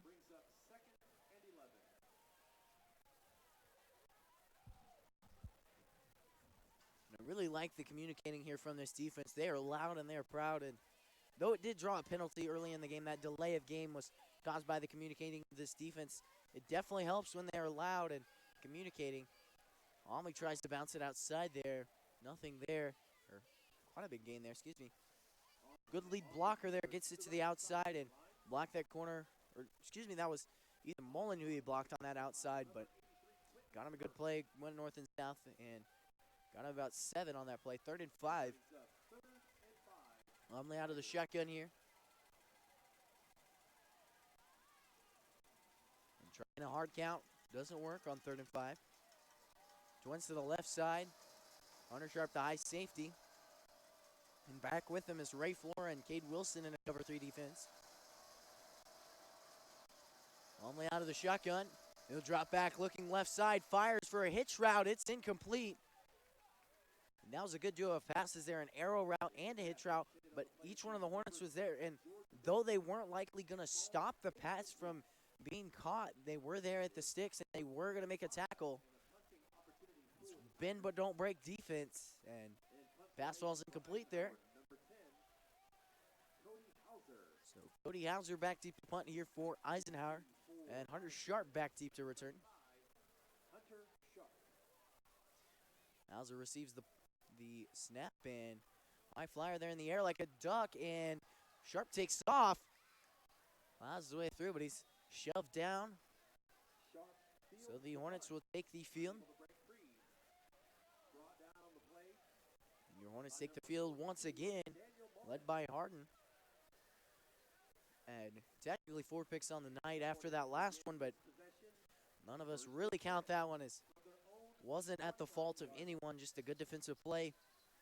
And batted pass up in the air. And those balls always seem to go in slow motion as the defender was able to get there.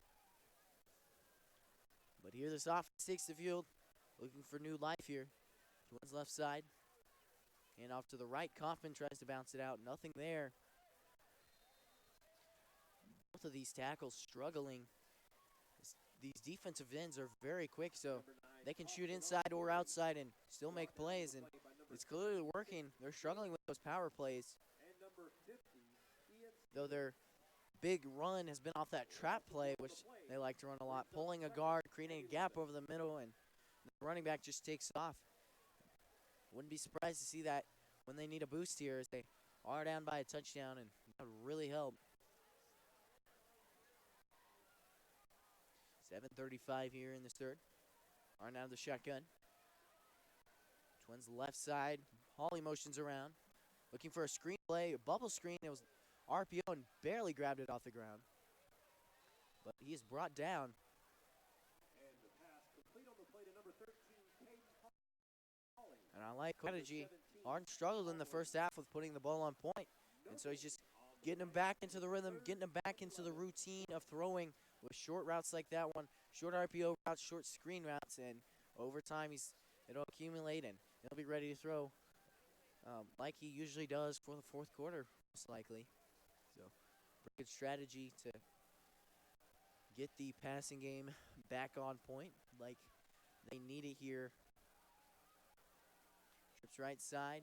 Harden drops back, finds a gap in the offensive line, and he's taken down, but Hornets' last hope is a flag on the play.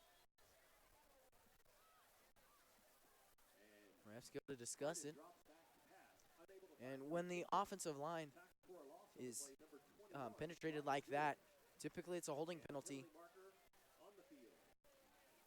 But the refs will discuss it first. Holding against the offense, 10 yards from the spot of the foul, but it is declined. Brings up fourth down and long. And we'll see Brian Rascone back to punt once more. After trying Cade Wilson punt, Rascone back to punt, as we saw last time here at Goddard. Rascone boots it, and it's quite a boot, the longest of the day. And down it goes, touched by an Eisenhower player, Chance Omley. And Gabe Phillips was already sprinting full steam down there to try and get that play. But the Tigers, nonetheless, will take possession.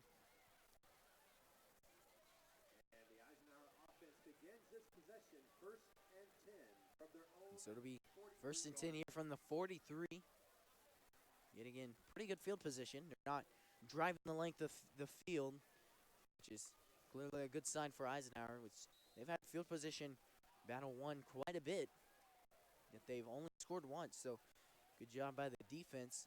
Wenzel looks right side, off that right tackle, and not much there. And the linebackers are doing a really good job of shifting early and quick. They're reading that play almost at the snap, and they're getting to where the ball is, and they're making stops. That's why most of these runs are only 2 or 3 yards per play, because these linebackers are doing a good job reading the play. Wenzel looks left side, and nothing, a pile there, maybe a gain of 4. And Wenzel definitely good at moving the pile, and he shows it there. Definitely a truck at running back. Christian Okoye type player I compared him to.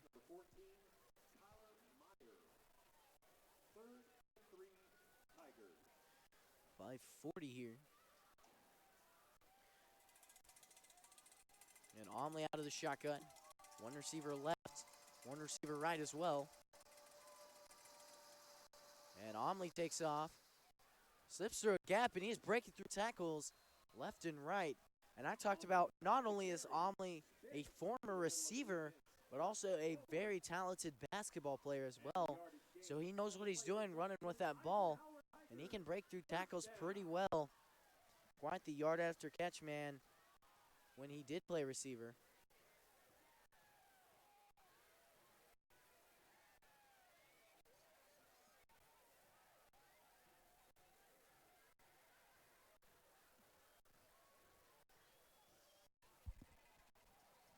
Five-minute show here. Omley out of the shotgun, motion around the left side, and run out with the fake jet sweep. Wenzel with the carry up the middle, and a gap there.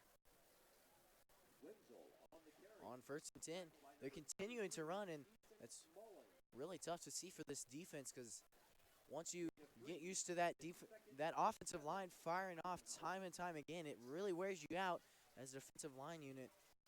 It's really tough to see, but they're going to have to start doing something, forcing this Eisenhower team to go to the air, or they'll keep driving the field. 2nd and 7 here. Wenzel tries to bounce it outside and gap up the middle. Nothing there. Or not much there. Number 44, Jarrett Burke.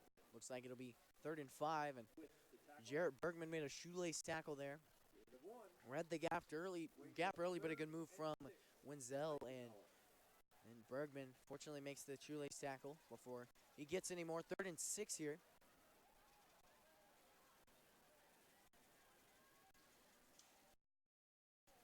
This time, getting into formation. Twins right side, one receiver left, and a slot back is Job. Omley takes the snap, and Wenzel takes off. He's off to the races. And he's brought down there by Caleb Peach and Quentin Kirk, but he gains a 1st down and more. The yardage gain on the play results in an Eisenhower Tiger. First down. Wenzel can get it done over the middle, but once he breaks the gap, he can get it done in the open field. He has underrated speed, and not many offenses or defenses pay attention to it, but 1st and 10 here from the 16. Omley out of the shotgun. And a power option there. Wenzel takes off to the outside. And there's a good setup there by Eisenhower, but it didn't work. Omley has been typically pulling that option and going up the middle, shooting up a gap, but that gap wasn't there. He's forced to give it to Wenzel, and still, yet again, those outside linebackers are there. They're breaking to the outside of those tackles, and they're using those tackles who aren't as good as those inside blockers to their advantage. They're getting around the outside. And that's really great to see.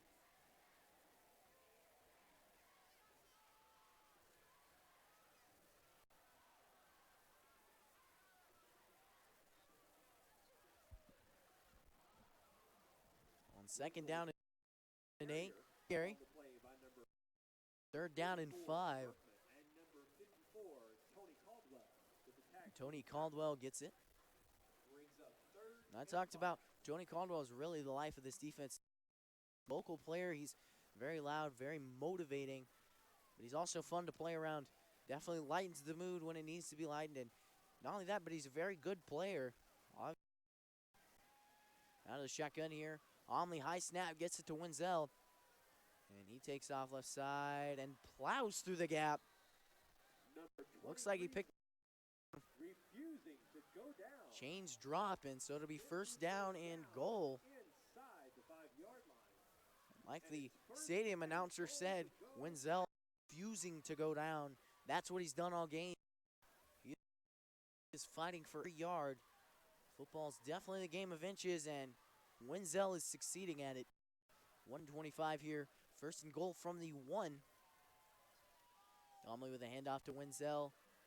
He looks and finds a gap where it shouldn't have been, and he'll cross the plane. Touchdown Eisenhower, 13-0 your score. We'll see the extra point here from number 38. Excuse me, that is Carlos Vidrio. So Vidrio to kick the extra point.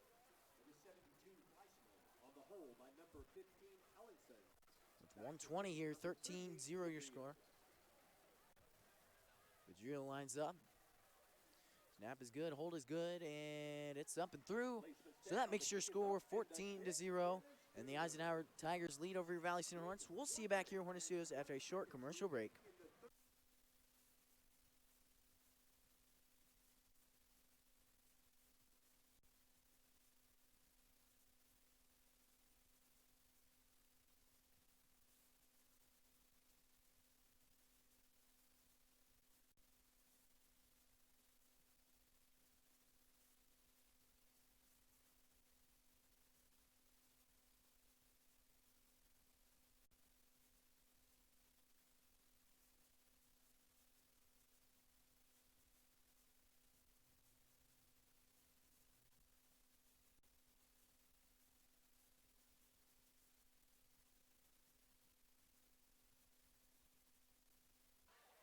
And we're back here in Hornet Studios. After the score, number 38, 120 reigns here in the third. 14-0 your score. And we'll see Vidrio kick off here. Hunter Sharp back deep to return.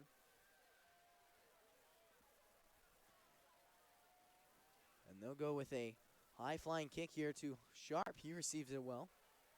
And gets around his defender, gets around the contain man. No, instead the contain man drags him down, but not a bad return. They'll start from the 35-yard line after Sharp's return. Arden and company takes the field. They've struggled here. 113 showed you get the offensive drive turned around here. Need to get some momentum going. Twins left side, one receiver right. And I wouldn't be surprised to see some short screens here. Harden trying the hard count, doesn't work there. Shifts Kaufman over to the right. Looking left side for a screen route to Gabe Phillips. And he plows his way through a couple defenders. And like I said earlier, look, you're just really trying to get him back into the rhythm of passing as he struggled in the first half. So really good strategy to work in with the short routes and then hopefully get him to the longer routes later in the fourth quarter when they need it most. 2nd down and 6 after a 4-yard gain on that screen to the left side. Twins right. Harden trying the hard count again. Just trying to get every free yard they can. And rightfully so. And pass left side. Intended there for Gabe Phillips as Hunter Sharp went out to the outside and then Phillips just cut in. I believe that was a 5-yard in route, but not 100% sure there, but pass off the mark, incomplete. 3rd down and 6 here for this offense. And 30 seconds remain here before these teams switch sides for the 4th and final quarter. This game is out of reach, or not out of reach, but the Hornets are going to have to make some changes here on offense. And Harden takes off, maneuvering his way through the defense, but he's smacked down hard. And that one looks like it hurt. A flag on the play. And that right there shows why Harden is typically a mobile quarterback. Made his way through and broke the ankles almost of a couple defenders, but he's taken down hard. Maybe a late hit, but we'll see. Waiting a call. Refs discussing. And Hornet fans not happy about some calls in the first half, but likely will go in the favor of the Hornets. Holding on the defense is the call as they were downfield trying to defend the pass. And also a late hit. Both penalties will be accepted. Picks up a 1st down and more for the Hornets. And quite the deal though, or quite the deal there. Like I said, every free yard you can get, going for that hard count and now getting even more penalties than they expected to when they started that play. And sets them up at the 39-yard line in their own offensive territory. Quite a play, though it didn't do much. It did get them penalties, which in the end is free yards and stops the clock.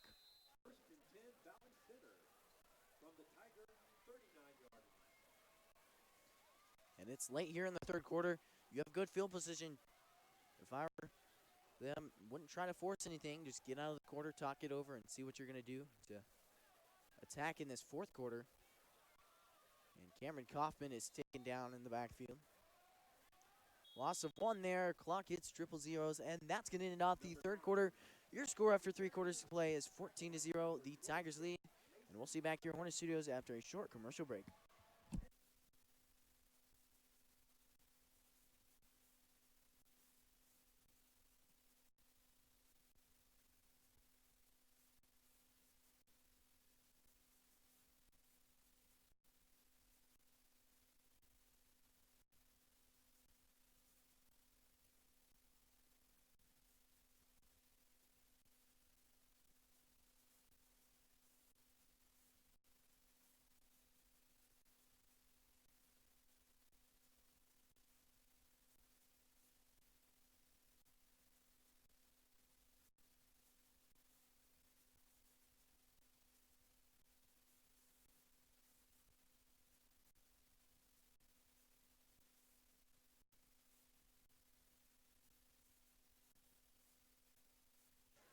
And 3/4 in the books here. Clock shows that it is the fourth and final quarter. 12 minutes on the clock, and it's now or never. The Hornets trail by 14, and a deficit that they can definitely come back from, but they're going to have to start making some offensive changes. Couple penalties right before the end of the half push them forward quite a bit, right into the territory they want to be in. Careful that handoff, not much there. On second down, Kaufman taken down by a couple Tigers. They're down on 11 here. 11:35. Already 30 seconds taken off the clock from that one play. The Hornets might have to start going quicker tempo here. This time is definitely becoming a factor. Harden out of the shotgun here, trips left side. In the backfield. Harden drops back, looking left side, and it's intercepted. And off to the races. That's number 10, Cody Hauser. Pick 6 there. And Eisenhower puts up a touchdown with 11:05. Like I said, a good decision, a wide open out route just off the mark, and that's a really tough angle to throw that route. It's off the mark, pick 6 by Cody Hauser. Puts up 6 defensive points here for Eisenhower, makes your score 20-0. We'll see the extra point here. Number 38, Carlos Vidrio, on to kick the extra point.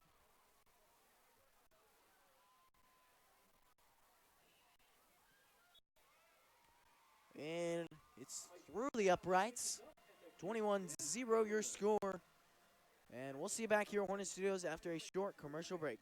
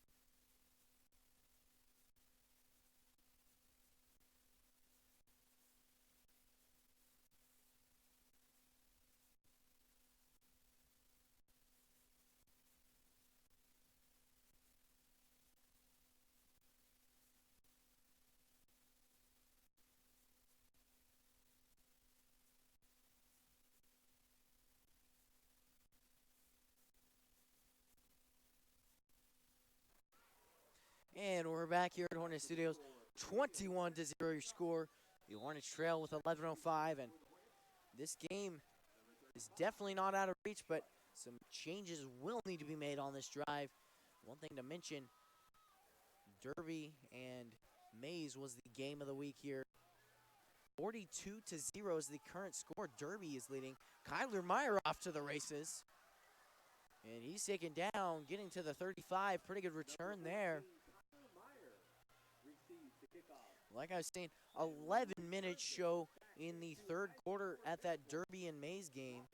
And we'll go to a short commercial break.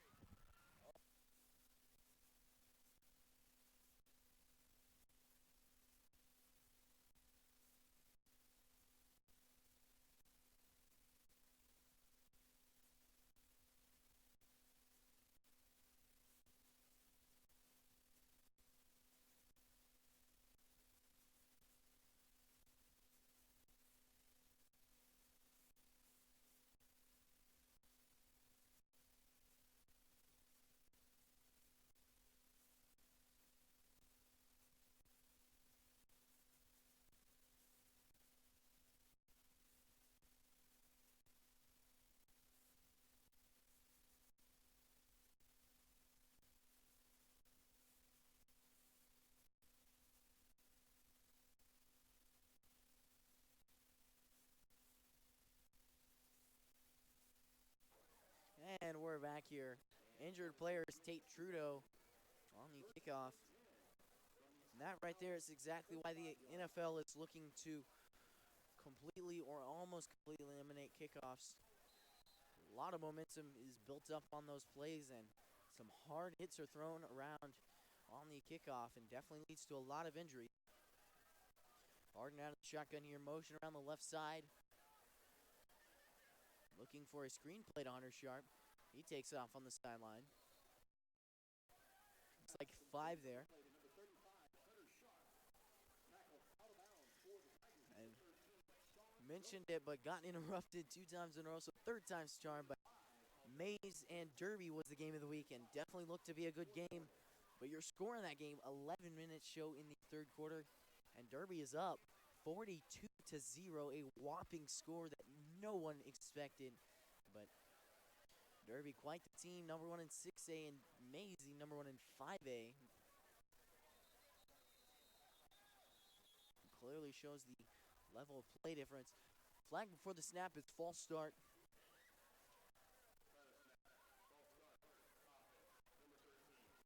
That pushes the offense back 5 yards for 2nd down and 10.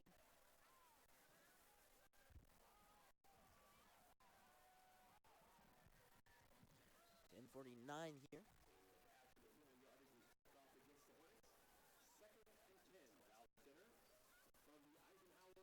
Harden taking his time with the play call. Calls it with 15 seconds, and they'll get in formation. Twins right side. Phillips out to the left, man on his own. Hunter Sharp tight to the line. And looking left side, slant route is complete. And Phillips is finally dragged down, fighting for extra yards, or maybe even extra inches on that play.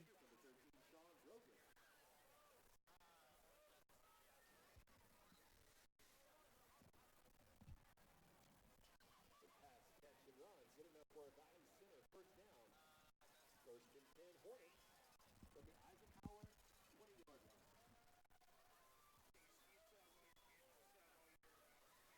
Harden taking the field here. Twins right side and tight twins left. Phillips and Sharp. Sharp is motion around. Harden drops back looking left side. Go route for Gabe Phillips.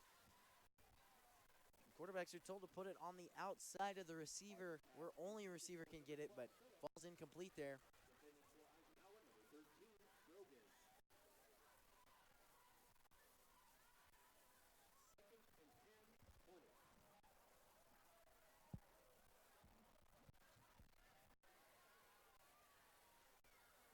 Minutes, 12 seconds show here. And Coffin finds the gap up the middle, slips through, and gains maybe 5 or 6 on that play. On 2nd down. Clock keeps on moving. With some assistance by number 19, Brent Hose. Gain of 5 brings up 3rd and 5.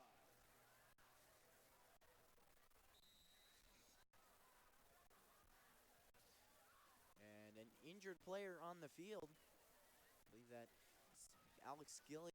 We'll see you back here at Hornet Studios after a short commercial break.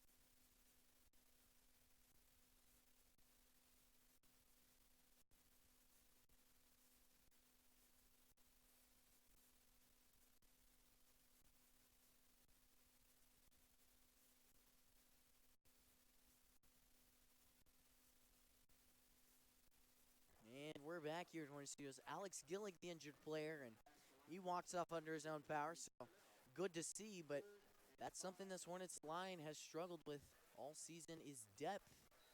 And having backups, which is a tough sight to see with an injured player on the O-line.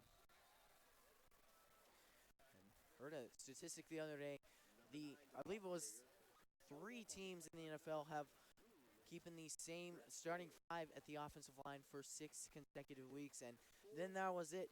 Offensive linemen getting hurt is one of the toughest things to deal with on a football team, just because of communication and all that different stuff, blocking up front, and that's huge, and it's tough to see when a guy goes down on the offensive line. 9-10 remains here. Motion around. Donner Sharp. And Harden drops back. Slant route over the middle. Finds Gabe Phillips. He's gain of 5 and a timeout on 4th down. They'll convert on 4th down. Or maybe not a timeout, excuse me. But the clock does stop with the 1st down.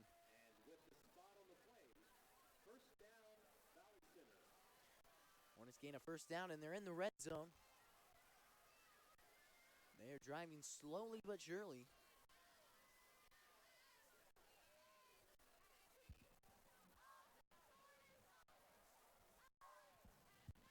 Harden out of the shotgun here.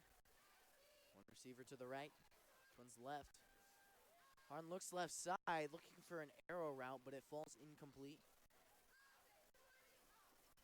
And Harden struggling to get time to go through his progression.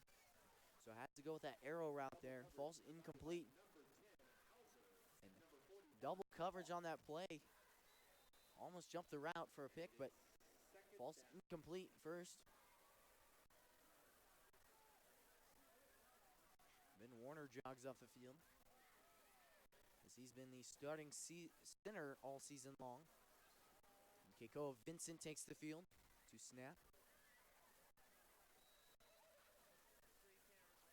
It was a little bit of a helmet issue, but should be taken care of.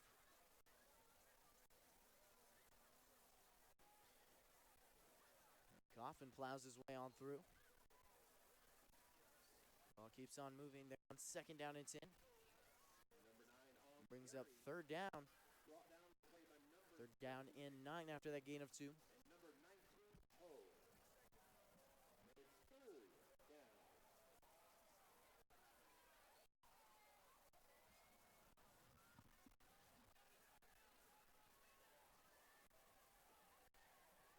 Time ticking away here. 10 seconds on the play clock. Harden out of the shotgun. And a flag on the play. Stacy barely moved, but still called a false start. Pushes them back 5 yards on 3rd down and 9. Brings up 3rd down and 14.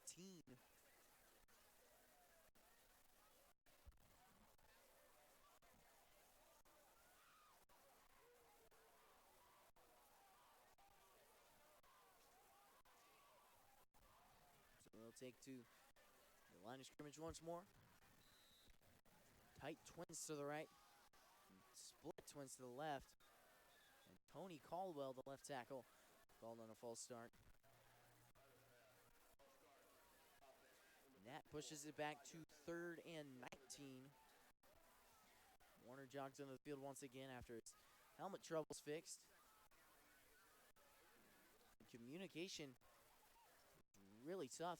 Hornets are struggling with that. It's something I saw last week before the game. The coaches actually had to come in the day before and get their headsets figured out.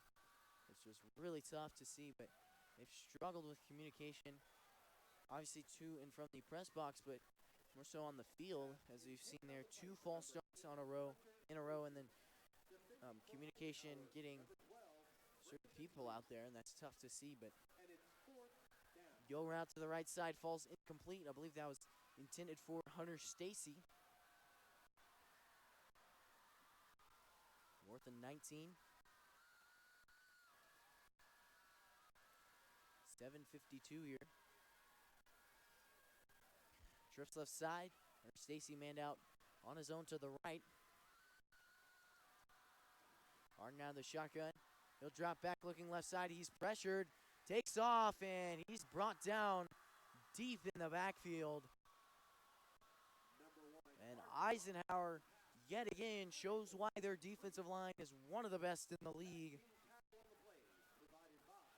And so that'll be a turnover on downs. Harden sacked in the backfield.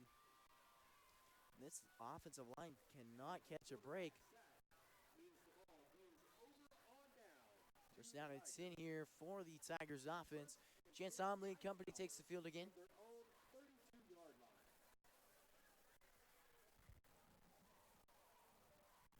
And Omley really shows you what an athlete he is. Not only plays for the Eisenhower basketball team, which you have to be quite a stud to play for them, but playing both ways at safety and quarterback. Left side handoff, ball on the ground, and picked up there by the Hornets. Can't see who picked it up. It is picked up by Tony Caldwell. His second forced turnover of this season. Just now recovered a fumble, and if you remember earlier in the season, I believe it was at home versus May South, had an interception. And second forced turnover here on the season. And so the Hornets back on the field here with 7:37. Still hope here, but they need to put 7 on the board pretty quick. Split twins here. Goffin in the backfield along with Harden. Harden drops back, looking around, forced to roll out right side. And a go route, Caden Hawley, touchdown, Valley Center. And I think Hawley lined up as the slot receiver there, got a wheel route, and he was wide open. A perfectly placed ball there from Harden and a touchdown for the Hornets. A good strategy there, attack the middle because there are 2 high safeties, and then no one out there to cover that wheel route, and got a touchdown for the Hornets. 7:30 reigns here, and Hunter Sharp to put up the extra point.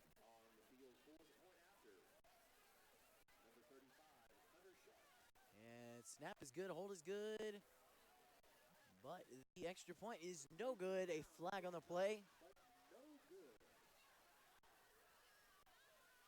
Flag on the play and a little confusion.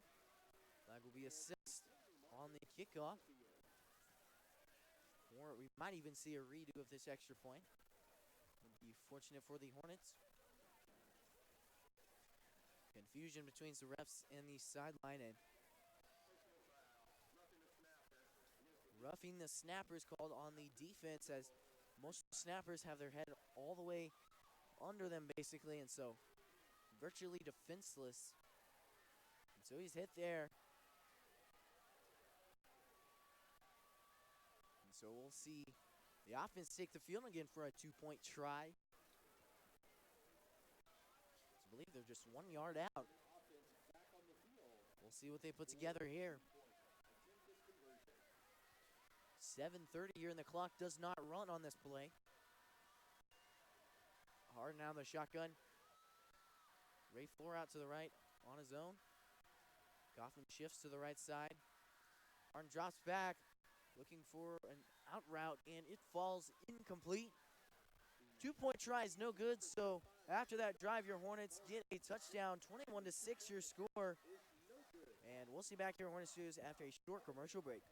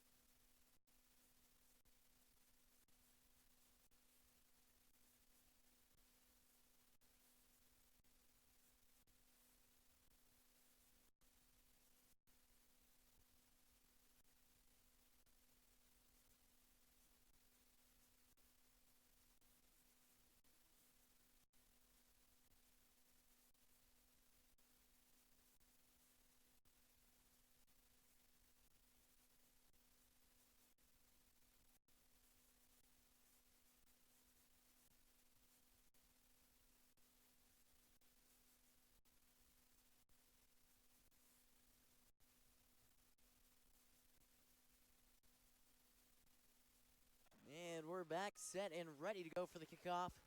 The Hornets kickoff team takes the field for the second time. Hunter Sharp to kick off. A short bouncer. The Hornets wait to let it go 10, and it rolls out of bounds. So the Eisenhower offense will take the field from the 35. Flag on the play. It is kickoff out of bounds.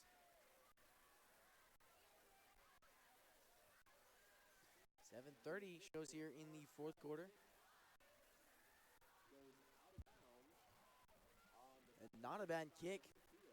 Sharp topped it exactly like he wanted to, and it had an awkward bounce on it. Might have been enough, but just didn't have the yardage to get that onside kick like they wanted. The offense goes 1st and 10 here from the 42. Pretty good field position here, and this defense has quite a job to do, but they've shown they can do it, that's for sure. Hand off. Not much came of that.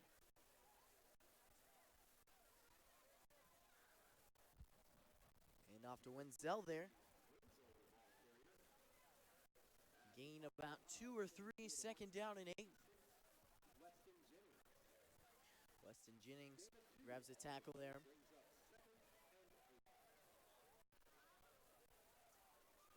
And this Eisenhower offense, ideally for them, they'd run out the clock here, but with 7 minutes doesn't seem feasible. Slide motion there. Wenzel takes off and plows his way through, showing yet again why he's referred to as a truck behind that offensive line. Carries the pile, moves the pile.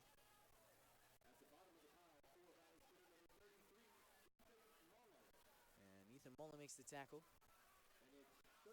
6:25.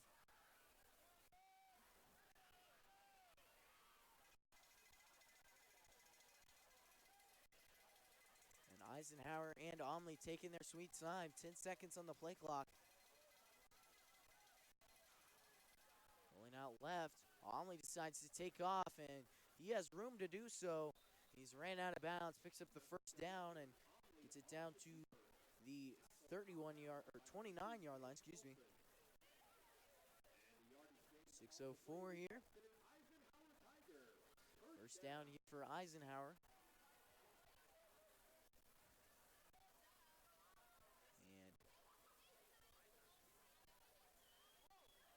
And Eisenhower taking their time.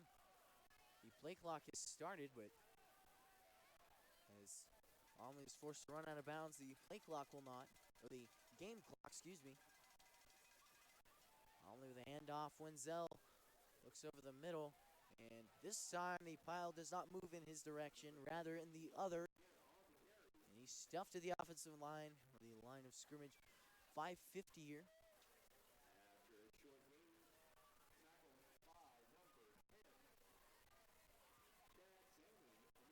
Chad Banning makes the tackle there. Excuse me, gain of 2, 2nd down and 8 here.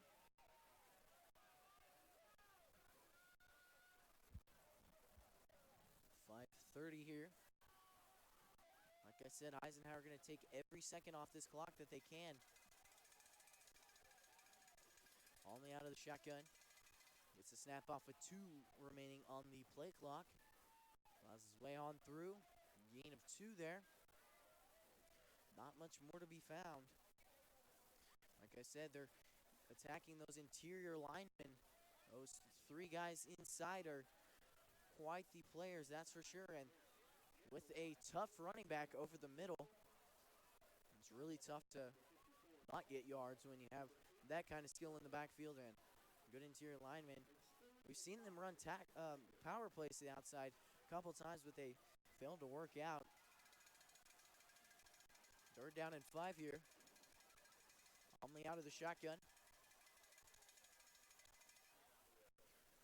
And a power to the outside. Wenzel is chased down, and a big hit laid down there. A huge hit by Hunter Sharp, and shows yet again why he's the number 3 safety in the state. Not only can he go coast to coast, be a sure tackler, but lays a tough hit on Wenzel. And brings up 4th down. We might see the field goal team take the field, but awaiting a call. No, they'll go for it on 4th down and 7. And this would be a tough break for this defense. A tough momentum breaker. Defense really needs a hold here with 3:50. Omley out of the shotgun. He'll drop back looking right side for a go route. And Florida doesn't realize it's there in time. Touchdown, Eisenhower. A perfectly placed go route Touchdown, Eisenhower makes your score 27-6. And not much more he can do. Ray Floro's working at full sprint to keep up with the receiver on the right side there. And a perfectly placed ball, bobbled up. Last hope for the Hornets, but doesn't work out there. That was Cade Friend who made that reception after the bobbled pass. And it's complete. 27-6 your score. With 3-0 to kick the extra point. Low extra point, no arc on it. But it is through. 3:40 remains here in the fourth quarter. And so the Hornets return team will take the field. We'll see you back here after a short commercial break.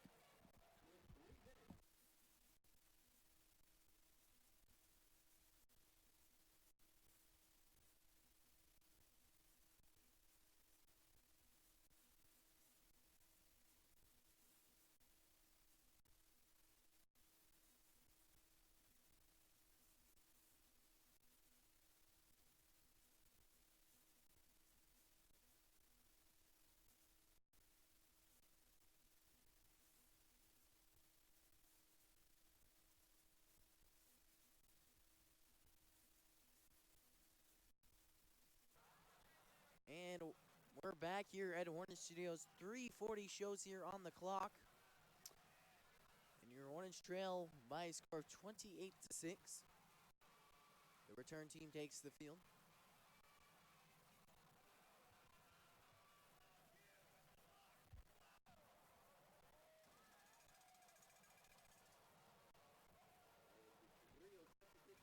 Rodrigo to kick off here for Eisenhower. And this game looks just out of reach.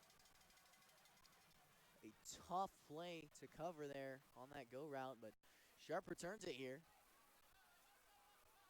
Receives it from the 25, might have lost handles on the ball there.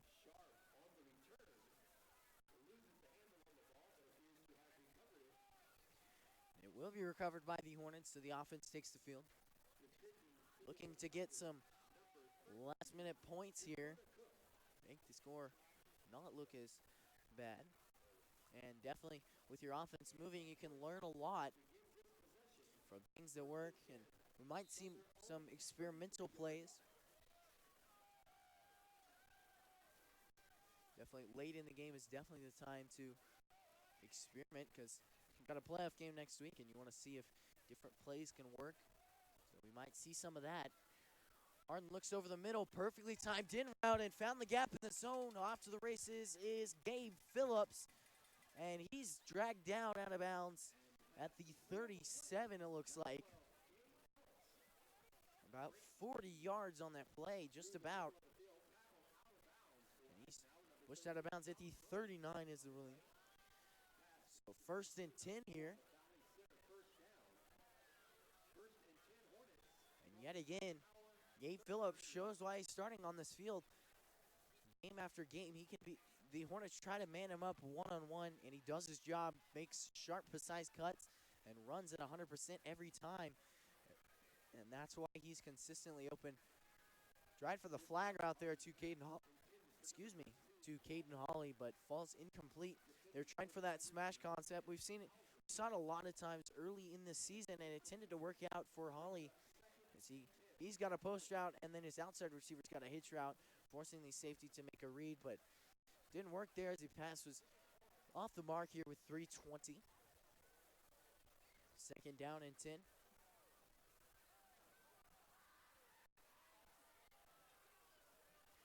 Harden rolls out left side, looking for an in route, and it's intercepted. Eisenhower forces their 6th turnover on the day. That was by number 13, Sean Brogan. And just sitting there, they were trying to attack a certain gap in the zone, but a player was sitting there, read the route, jumped it, and intercepted by Eisenhower. So their offense will take the field. 3:10 remains here, and Salina Central will most likely be the playoff matchup of the Hornets based on, or Not 100% sure, obviously, until all the games are finished, but that's what it's most likely looking like.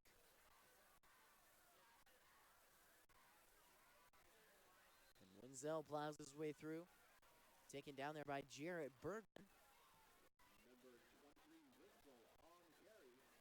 2:55 here.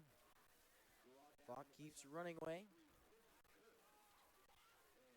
But Eisenhower just taking their time slowly but surely off the clock. 2:40 remains here.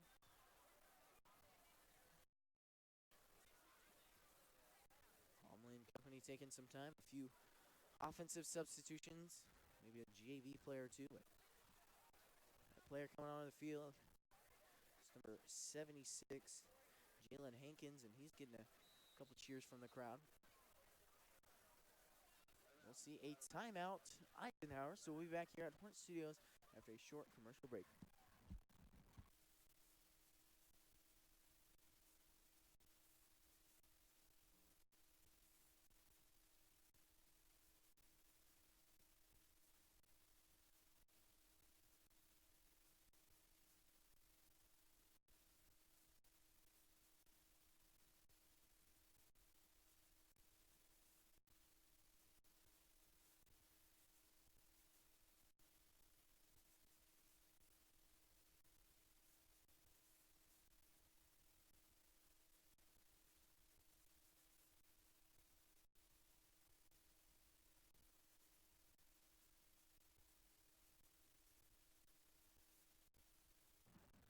And we're back here at Hornet Studios. 2:20 shows here, and your Hornets trail 28-6 in this fourth quarter. And put on a good show in the first half, but struggled here in the second half. Wenzel plows his way through up the middle. And there's not much these defensive linemen or linebackers can do. Wenzel's really just a truck, and this offensive line is doing its job to perfection. And timeout Valley Center, 2:14 remains here, and we'll see you back here at Hornet Studios after a short commercial break.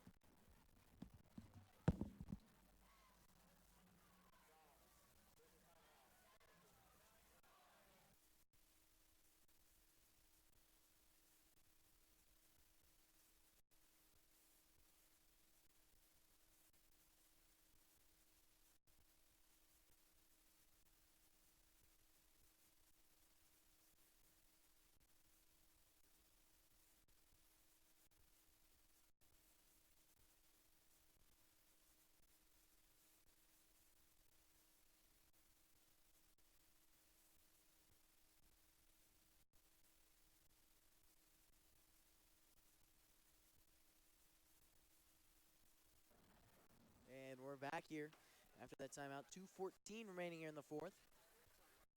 Your Hornets trail. And off there to Job, takes it on the left side. Looked like a power play, but almost there. Yet another timeout. The Hornets just trying to do all they can to force a turnover here late and get some more points on the board. Like I talked about, a lot of times this is vital for film. It shows you can experiment a lot with defense, and it can help a lot. Both offensively and defensively, a lot of good film comes out of this.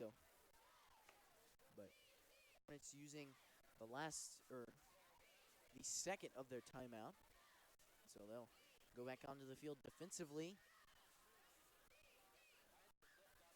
Like I said, really a good game in the first half that they played. Just struggled in the second half and couldn't get much started. Turnovers forced the defense on the field when they didn't have much rest, and so they let up plays that, had they been rested, probably wouldn't have let up. But tough to see, and Hornets falling here with time running low, and they'll use their last timeout. So we'll go to a short commercial break.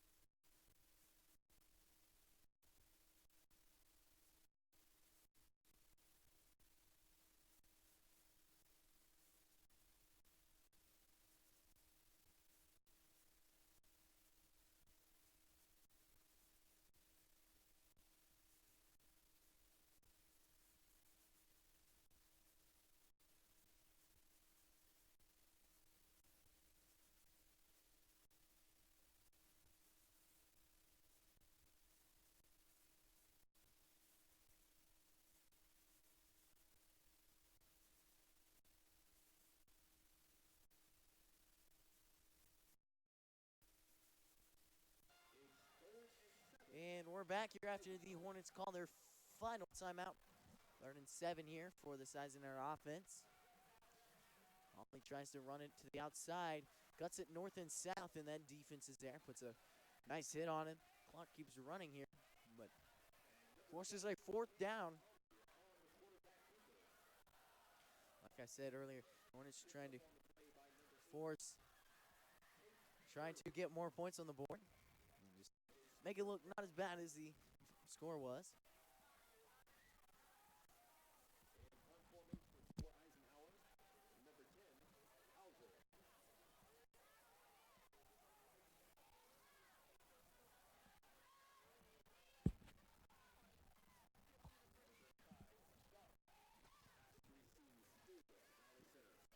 .115 here. And we'll see a timeout from Eisenhower, their second. And we'll see you back here at Hornets Studios after a short commercial break.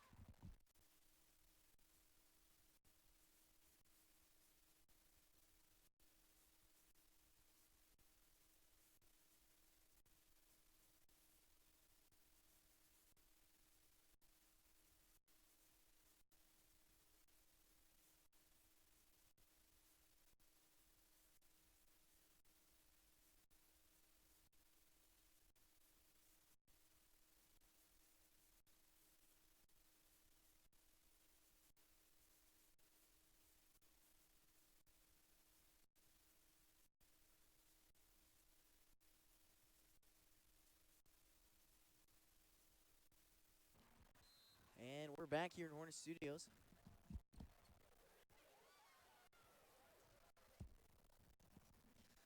And punt goes down there. Quite a boomer. And late here in the game, Hunter Sharp dives on it. He'll stop it at the 3. 104 remains here in this contest.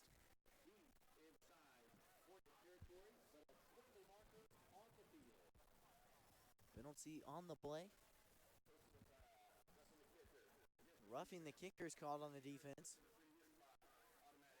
15-yard penalty from the spot of the foul.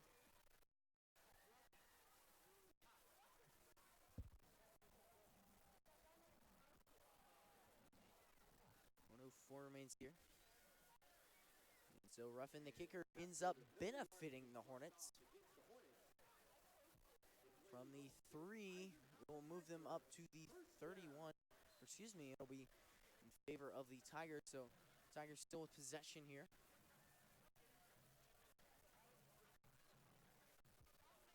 So defense still on the field here with 104.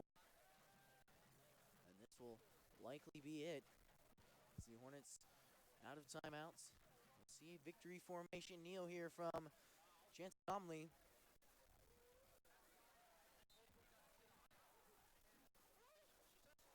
And they'll kneel it. So that's going to run down the clock to about 20 seconds. And that's going to be your final score, 28-6. The Hornets fall to the Goddard Eisenhower Tigers.